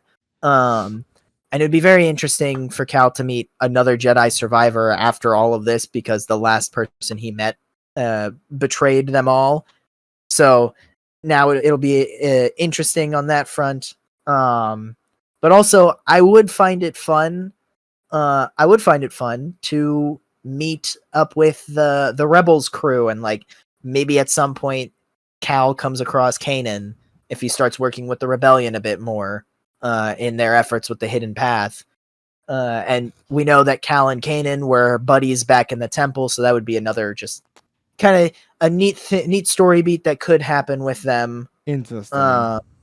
Like the thing is, I'm at the point too where like I've fully trusted Respawn, like ever since Fallen Order. I've fully trusted their ability to take Star Wars and be able to work it, to make it work in any way. Like they had the Boba Fett cameo, which was really welcome. They had a bunch of references to some prequel trilogy stuff that really worked. So like, if they want to bring in more characters, I mean, every time they've gotten their hands on Vader, he's just been really, really good. Oh yeah. So like, if they want to get their hands on any other characters and dial up the amount of cameos from other stories, like maybe see Ahsoka or whatever, I'm fully down for whatever they have, because I trust them to make a good story around it. Yeah, like, the Respawn is really, really good at writing Star Wars shit, because they don't go to the same one. They don't go to the same barren desert planet every fucking iteration. God, I hate. Fairness though, we have gone to a desert. Like, I think actually this is the first time we went to a desert planet, because in Fallen Order we don't go to one, and then we go to another desert planet. Yes, but at least it's not Tatooine. It's true. I actually was like, when we got to Jeddah, I was like, "Ooh, wait, are they gonna have like Chirrut here as from Rogue One, Donnie Yen's character? Is he gonna show up as like one of the anchorites in Sears' whole thing? That would be like, I don't know who else would recognize him, but like that would be neat for me, because I really love Chirrut from Rogue One. But but it was one of those things, like it was I was sad that we didn't see him, but it was like, all right, he's not there. That makes sense too. But I would have trusted them to just like, oh, he's there, cool, and he's like a side character that survives. Yeah, it's funny how much Respawn actually does well with fan service, whereas Disney is just absolutely fucking terrible with it. Ah, man, we love Respawn. We stand them. Obviously. Maybe they sometimes, but performance issues disregarded right here. they do a really good job with everything they're given. And one thing I actually, before we move on, this is the last thing. There was a really neat idea that I saw when I was discussing the game with with some other people who had finished it. An idea throwing around that Cal discovers Vader's identity through his psychometry and what that could do to him, because another thing, like Anakin was the poster child of the Jedi Order and like the Republic at the time. Right. Everyone kind of looked up to him in the temple. And he was that guy. It's really cool because I think you see it as well in Kanan. Like Kanan looked up to him, and I wonder what it would do to Cal. Because the one thing we do know that they have interacted before, thanks to a new book following Obi-Wan and that actually. Yeah, it's a new book that came out recently following Obi-Wan and Anakin in the early days of the Clone Wars, like right after Anakin got knighted. And so we know that Anakin and Cal did interact, and just like how much of a crushing realization that would be for Cal if like the Jedi that everyone in the temple looked up to is the guy that came back and was killing all of them and is responsible for the deaths of like so many people he cares about. That could definitely like do a lot of damage to him. God, that would be such a cool idea to go for. And like, I really hope they play more with the psychometry, like playable sections. Oh yeah, definitely.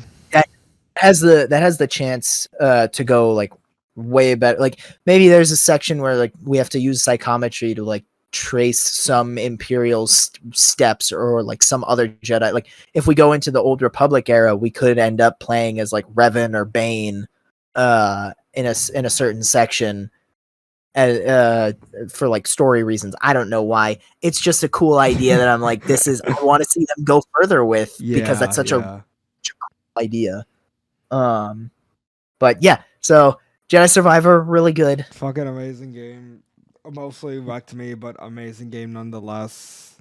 Top 10 Star Wars stories. It made the list. Do now more interesting shit with your Galaxy, Disney. And now we go on to the other. We go from one emotional tragedy to the next. This is great. I love things. I love investing in things so much. Guardians 3, man. Ooh. Let's get it out of the way. The high evolutionary, fantastic villain. Yeah, he's definitely amazing. He is an example of how you do an evil for being evil, or evil because evil villain. Yeah, mustache swirling villain type guy. Like this dude literally believes that he is God. Like I really love that line. That line is so good. Where it's like there is no God. That's why I stepped in. It's like, jeez, like, fuck. And it comes at a moment in the movie too, because throughout the entire movie, you see what he's doing. He's trying to make the perfect society, and you don't try and do that if you don't think you're God. Yeah, like exactly. This is not a guy that wants to take over the universe. This is a guy that thinks he needs to do this to make the perfect society. Like he just wants to make things perfect. He doesn't care about ruling over it. He wants to make it perfect. And he takes that so far. Like he believes he is so right that he takes it so far. And there was so the movie really does try to give the audience many reasons why you want this fucker to die. There is no empathizing with this man. There is no reason to. And more movies and stories, for the love of God, need to realize that you don't need to humanize, and you don't need to. All right, maybe humanize is not the right word. You don't need to make every villain sympathetic, and that the audience needs to get on their side for this. The villain's job here is quite literally the Guardians don't. All of the Guardians except Rocket in this are pretty much like, nah, this man, we could kill this man. We don't need to let him live. This man screwed over, did horrible things. We can kill him, or we're gonna beat his ass at least. And Rocket's like, no, like we don't need to kill. We're Guardians of the Galaxy. We save people. It's like, fuck yeah, let's go. Which, by the way, dude, fantastic payoff in this movie. Oh, obviously, and it's like if Jack Horner from Puss in Boots isn't the prime example of villains being villains and isn't good Oh enough, god, this one is. for real. Like, oh, that just the first scene with him where you see how he interacts with Rocket, even when Rocket is like a kid. That one where they're doing the math, they're doing the math, and he's sitting there. It's like, how you have your mind in there that's able to do this, and the way he grabs Rocket's head and just like God. holds it stiff when Rocket is like looking to him and is like, "Oh, did I do good in that scenario?" Oh my God, I'm so sad for Baby Rocket. Rocket floor Chiefs go now. Stop. Leave! Go! Get out! Leave! Get out. I hate it. I hate it. Listen to her. The more I think about this movie, the more I don't want to see it because I know I will cry like a little bit. God, they do such a good job, and they finally had that payoff too of Rocket finally accepting, yeah, I'm a raccoon. Yeah, that was Accepting who he is. that was both a really funny payoff for just a simple joke, but also a really fun like ending for his character arc. He spent like literally from the beginning, he's spent it all. Like, I'm not a raccoon. I'm not all this. This is what I like. This is what he says too. Ain't no thing like me except me from the first movie. Yeah. He realizes it, and it comes full circle. It's glorious. I also really loved like there's so much that this movie does for roundabout character arcs in this sense. Oh, yeah. Where like even Drax too from the beginning. Drax is not like the destroyer persona was not who he was supposed to be, and it recontextualizes all of that with the last ending. Which, all right, my personal gripe with this, I despise it because I'm like, it was perfect, it was there, where you weren't supposed to be a destroyer, you were meant to be a dad. That bothers me because I'm like, you could have just said you weren't meant to be a destroyer, you were meant to be a father. And it's like, why couldn't you say that? It's perfect. It's just father, destroyer. Come on. I understand it. No, I get it. I get it. It's the exact same line and it has the exact same connotations. It's really just the syllables. Yeah, it personally bothers me. Fucking English major over here. Like that. But like even that, it just like it explains, those like more goofy side and like tendencies to him that started to show up when he started to be part of the family. Yeah.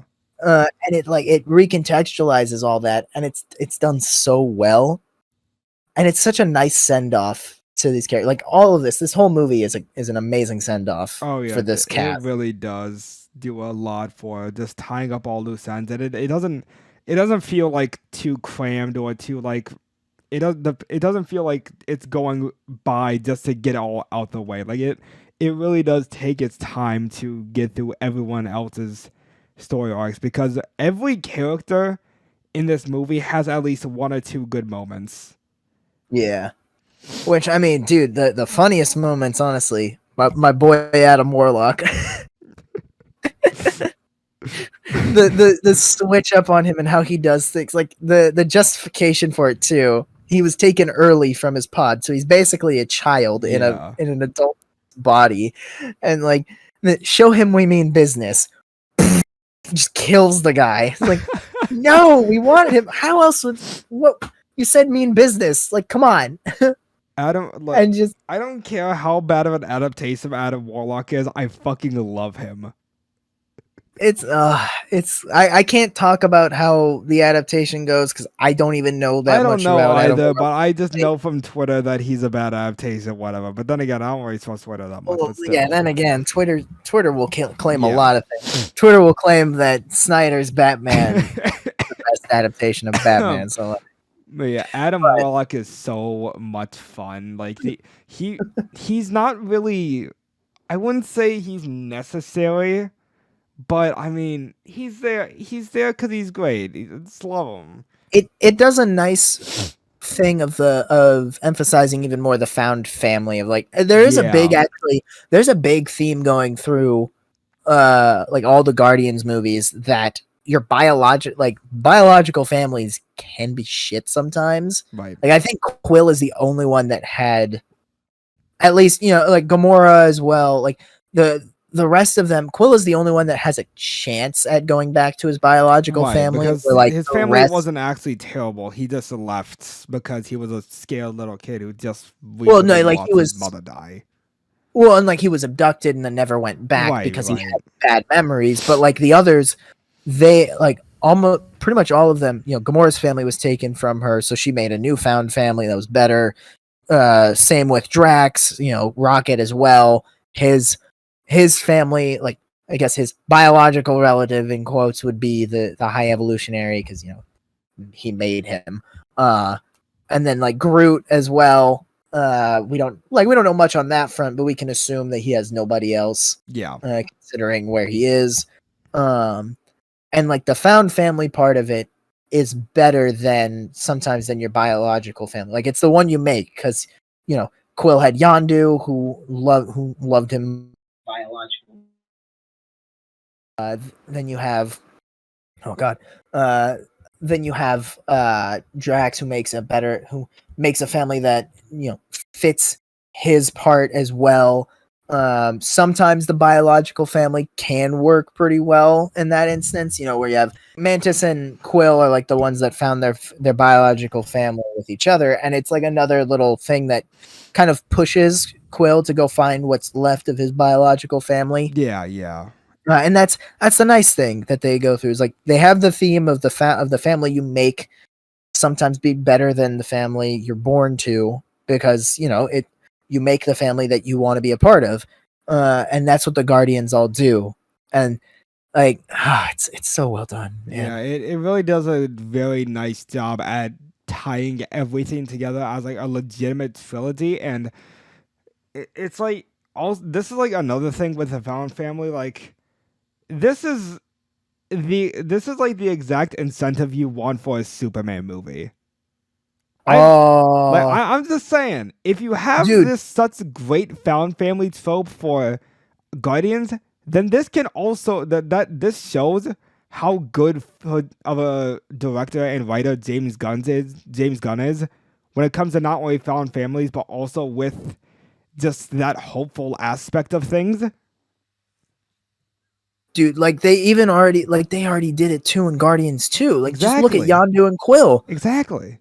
Like that's how you do it. He may have been your father, boy. This is the same man who wrote that line, but yet people say he's going to be terrible for Superman. I'm like, what are you talking about? Get out of here. Y'all are crazy. Like he may have been your father, boy, but he wasn't your daddy.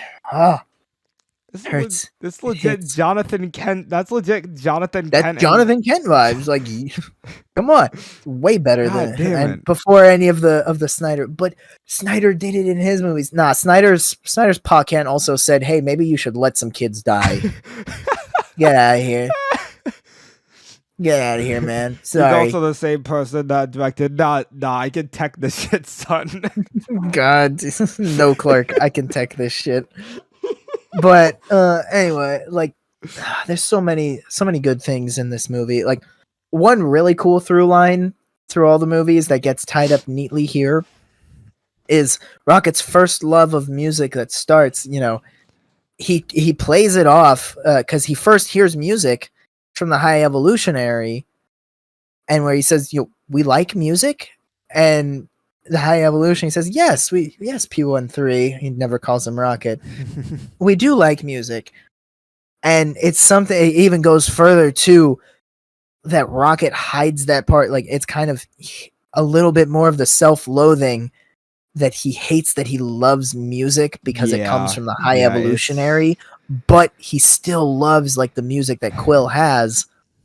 And in Guardians 2, like, he even defends. He's like, yeah, no, I'm setting, like, why are you setting up music? It's like, I'm putting it up so we can listen to tunes while we work. Like, blame Quill. He's the one that loves it. But Quill is like, no, I don't think we should have the music here. But yeah, but Rocket Rocket still still does it, does. and even at the beginning Ah, of the movie, he's playing a lot of the music at the beginning I mean, too. yeah, he's the one that's playing the music, and I don't like at that point too. It's like Rocket's grown past the. All right, I don't need to say it's not something I like anymore. I've grown past this with them because Yeah. that's kind of what he does. Like at the end of Guardians 2, and oh god, dude, another like fun thing, like when you rewatch Guardians 1 and you hear Quill like how he gets the black eye as a kid, Hmm. where he says, they some big kids were being mean to a frog that hadn't done anything wrong. They smushed it with a stick, and it's like, oh god! And his best friend is Rocket, the raccoon. Like, I. God damn it! Yeah, it's so good. Rocket's story came about really, really nicely in this final movie, and it was It's like, hard.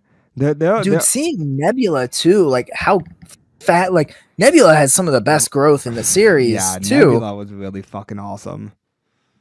Like it's very understated how much like she cares too to Rocket. Because if you think about it too, she also has a tighter connection. Because it also goes back to Endgame when they finally get back to Earth and Rocket and Nebula just kind of sit on the steps of the Benatar and they just hold hands Yeah, and there, and it's like, damn. it really does help her character a lot in this movie, where it shows like how much he legitimately cares, despite how much she hides it. And it it was hard, for like seeing her like at her most like vulnerable, once he figures out that Rocket's alive, and you can see her like visibly break down. Oh god, it's Yeah, Rocket's story is by far like one of the strongest things I've seen out of Marvel, but it's also really fucking hard to watch. I can god, dude. Like I'm dreading the day that I actually bring myself the courage to go see that movie, because I know I'm gonna cry again. I remember sitting in the theater and like the movie starts. The movie just starts, and it's all the raccoons in there having a good time, and then the high evolutionary comes, and then it pulls out on Rocket's face, from the baby raccoon to him. And I just kind of sat there and looked at my brother, and I was like, "Oh, this movie gonna be sad, sad."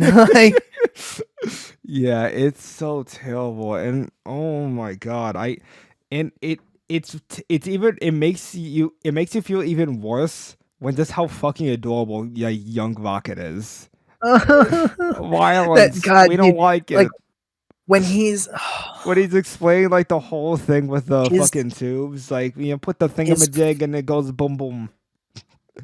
his first words, man, just hurts. Like, God damn it. I hate how stop it. cute this fucking CGI raccoon is. Like, why are you doing this to me? I don't like it. No, no, no, no, no. Like, oh, Sky. oh, Yeah, man. and And it's like, like the other thing too, his friends are gonna go flying into that beautiful forever sky. He takes his friends flying. He built the ships, man. mm, He built the ships for the Guardians, and they went flying.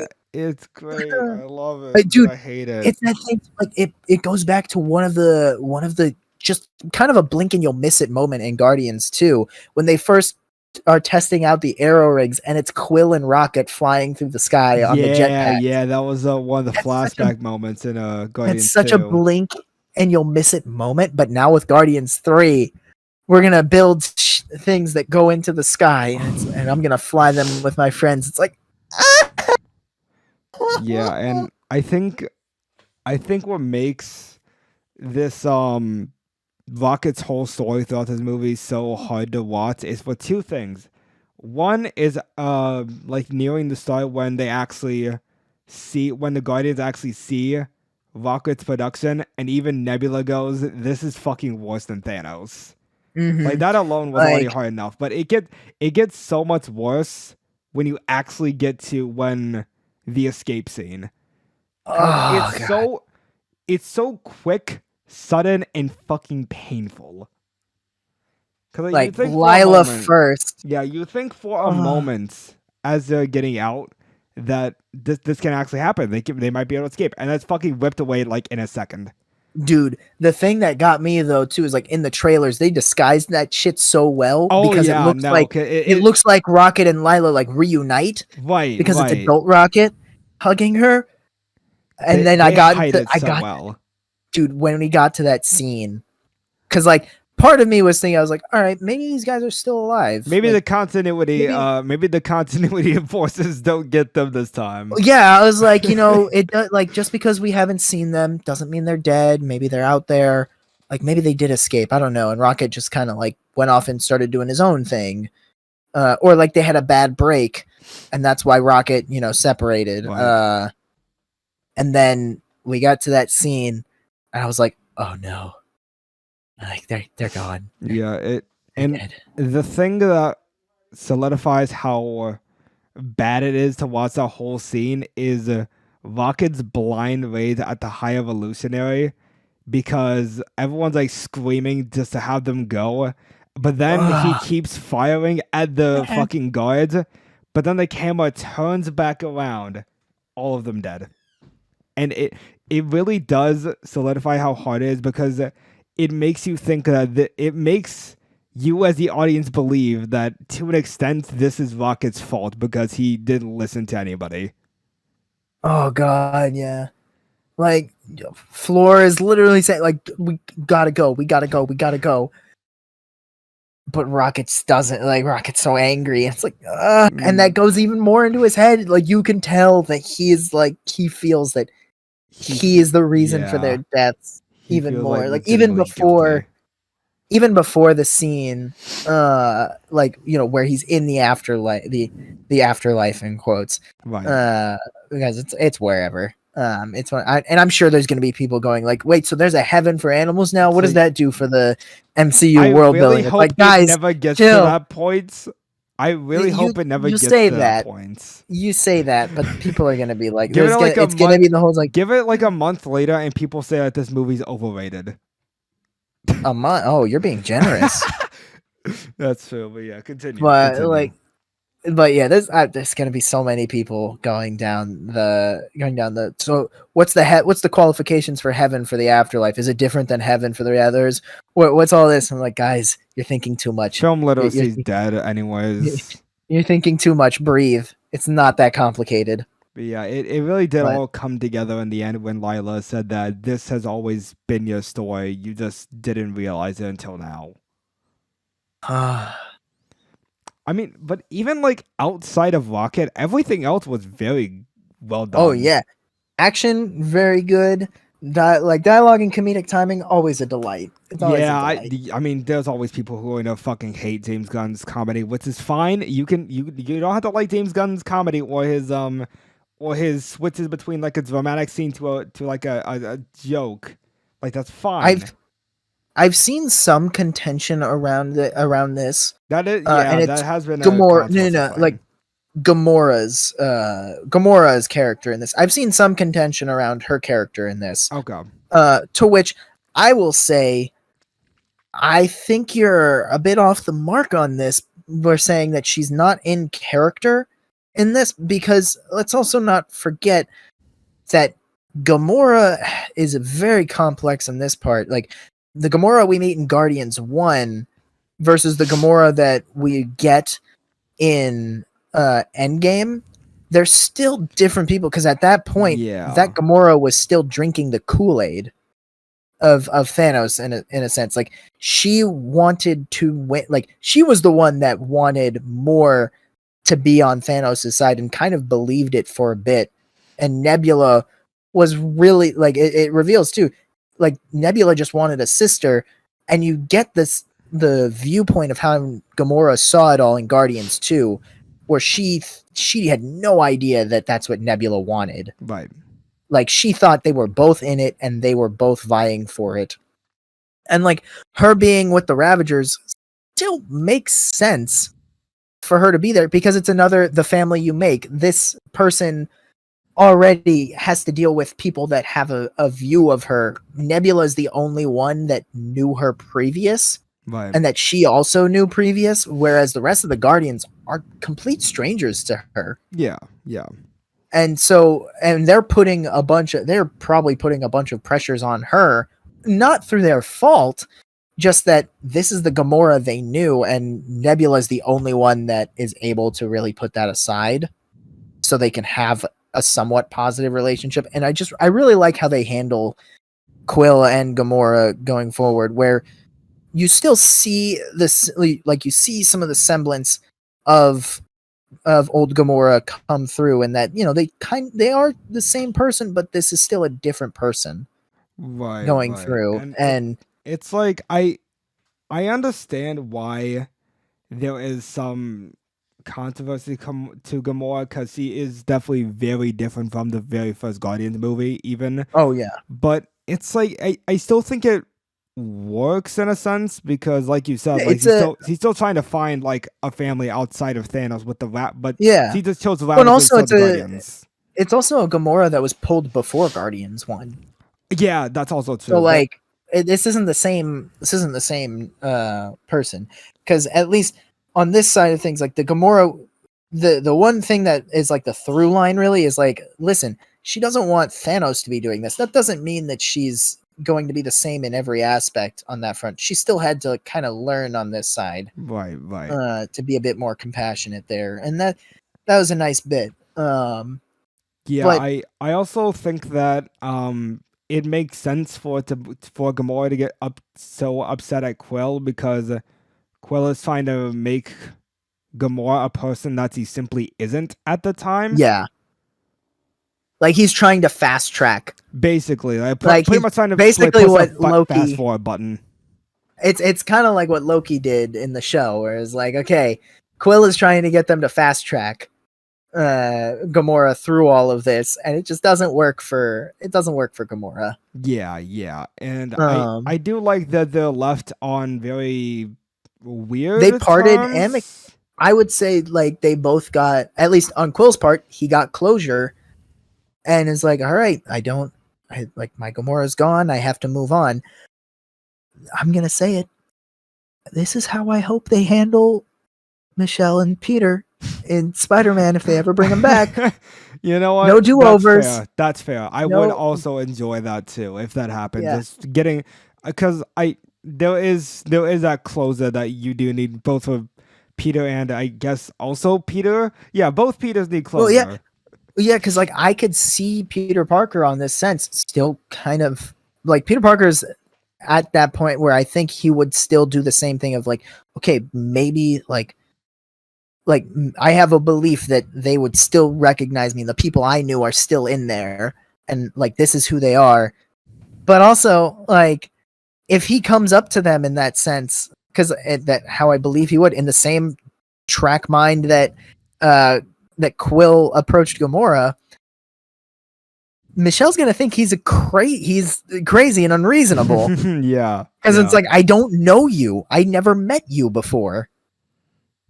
So I like this is how I hope they deal with it, because it was very well done and fits both the characters, and I could see Peter Parker doing the same thing that Quill did. But yeah, the movie's done very well. To everyone that says this movie is not that great, don't be rash. All right, go watch the movie. Don't be rash. Again, go watch it again. Don't be rash. Yeah, that's a love great meme. I love Adam Warlock. The one thing that I did see of people really hating is the fake out deaths, and I'm gonna say there are fake out deaths in other things that I don't like. For example, Rise of Skywalker, but here it works because it feels like there's like a genuine sense of danger. Like yeah, like I understand being mad about it. I don't think it's a case of I don't think it's a case of it was done too much, but I can understand why someone would get upset by it. But the thing I'll say is, like, if getting upset by it, I don't think it negates like any sort of stakes going forward, because every time a character got into a near death situation, I was still like, oh my god, they might actually die. Yeah. I was like, I think they'll die. And so that's why I think it works in this sense, where it's like, there's no underlying sense for me in any of those fake out deaths that like, oh shit, they might die. Like even Rocket, I was like, I think Rocket might die as well still. Yeah, Like I don't even after they got him healed up when he went through on the ship, I was like, Rocket, don't go off alone. What are you doing? No. Like Yeah. I was like, no. But because like I was like, these people might still die, and that's something that the movie does really well. Versus like Rise of Skywalker, when Chewie dies, in quotes, you're sitting there, you're like, ain't no way. I'm sorry, ain't no way. And so that's why that fake out death doesn't work, because like there's still a sense in Guardians that these guys could die. Yeah. And So when it does have those like fake out deaths, it feels it's like a sigh of relief. Yeah, it like, feels believable. You're like, oh, that is definitely more believable than just randomly fucking happening for no reason. Yeah, you're like, thank God he's okay. Huh. Yeah, but the other complaints was the fact that they all split up. I'm like, what's wrong with that? Like, what is wrong with them? That worked. It was a very, very well done split. Yeah, that makes sense, because they also had their own shit to go through that they needed, because like their quote unquote arcs are finished, but they're still people. They still need to do things. Yeah, and it's not like we'll never see each other again. Yeah, it's just deal. They need to find themselves a little bit before they actually. Yeah, we're gonna go do our again. thing. Yeah, like Nebula and Drax are dealing with all of the kids that they saved and the people they saved from the High Evolutionary. Rocket is continuing what he's really good at, and that's the work as the Guardians. And I love that ending so much too, where they bring back "Come and Get Your Love." Yeah, that was really awesome. A classic. But I think that might be all we have for the movie. Yeah, I really think that good. really is. What would you say is like the one thing you don't like? Because I don't know. I think the one thing I think this movie soundtrack was not as well implemented as the other two. I can see that. Like, I know there was a lot of people that were getting really upset over Creep at the beginning. Nah, that one was good. That made sense for so many reasons. But I can see why it didn't feel like as natural as the first two. But I think for me personally, it's very minuscule to where it's more of a nitpick than an actual complaint. Is that? Oh yeah. Well, I do like James Gunn's sense of humor. I think that there were one or two moments, I don't remember specifically, where switching from like a very serious scene to a joke did feel a little off-putting, but that's very minor, honestly. It barely changes my score. Mm-hmm. By the way, what's your score for Guardians 3, huh? We're doing scores. We're doing scores. This is my podcast. We're doing scores. I don't do scores. This is my channel. You're doing a fucking score. What do you give my score is a highly recommend. God damn it. I don't do scores, my guy. I don't like to anymore. I have grown past them. How am I gonna force you to do scores? One of these days I'll force you to do like a number score. You will never. But I think here's a score. I give it 5 tuxedo bananas. Excuse me, sir. We're doing this out of 10? Nope, this is 5 tuxedo bananas. I will leave it at that. You guys can decide if it's a 5 out of 5 or a 5 out of 10 or a 5 out of 1. I don't care. It's 5 tuxedo bananas. That's the score you get. Fuck. Fine. I'll take what I can get. I will give this movie I would say a 9.5 because I like the nitpicks I have, but realistically, it's a fucking 10. Like, those nitpicks don't even matter. For me, it's a goddamn 10. Go watch this movie. Absolutely. Go watch the movie. Go play Jedi Survivor. I trust James Gunn for Superman Legacy. It's going to be great. Never doubted for a second. Obviously. I guess the next one we'll be talking about Zelda. We'll both have played more of that game. Oh yeah, definitely. I don't know if it's gonna be next week or the week after. If we're going to talk about it like next week or the week after, we'll see how that goes. Probably. I'm hoping for next week because I want the following week to be Spider-Verse. So we'll Ooh, see yeah. about that. Well, Because we'll that is definitely- June 2nd, so we'll see. But anyways, that will wrap up the podcast. I thank you all so much for listening, and thank you, Zero, for joining me as always. Suffering and crying together. It's always a great time. Hurting inside. Pretty much. But anyways, if you enjoyed, follow us on Spotify and Google Podcasts, and Drop what lightsaber combinations you played with in Jedi Survivor. mine if you will played always the be game. the gun fu and the double blade.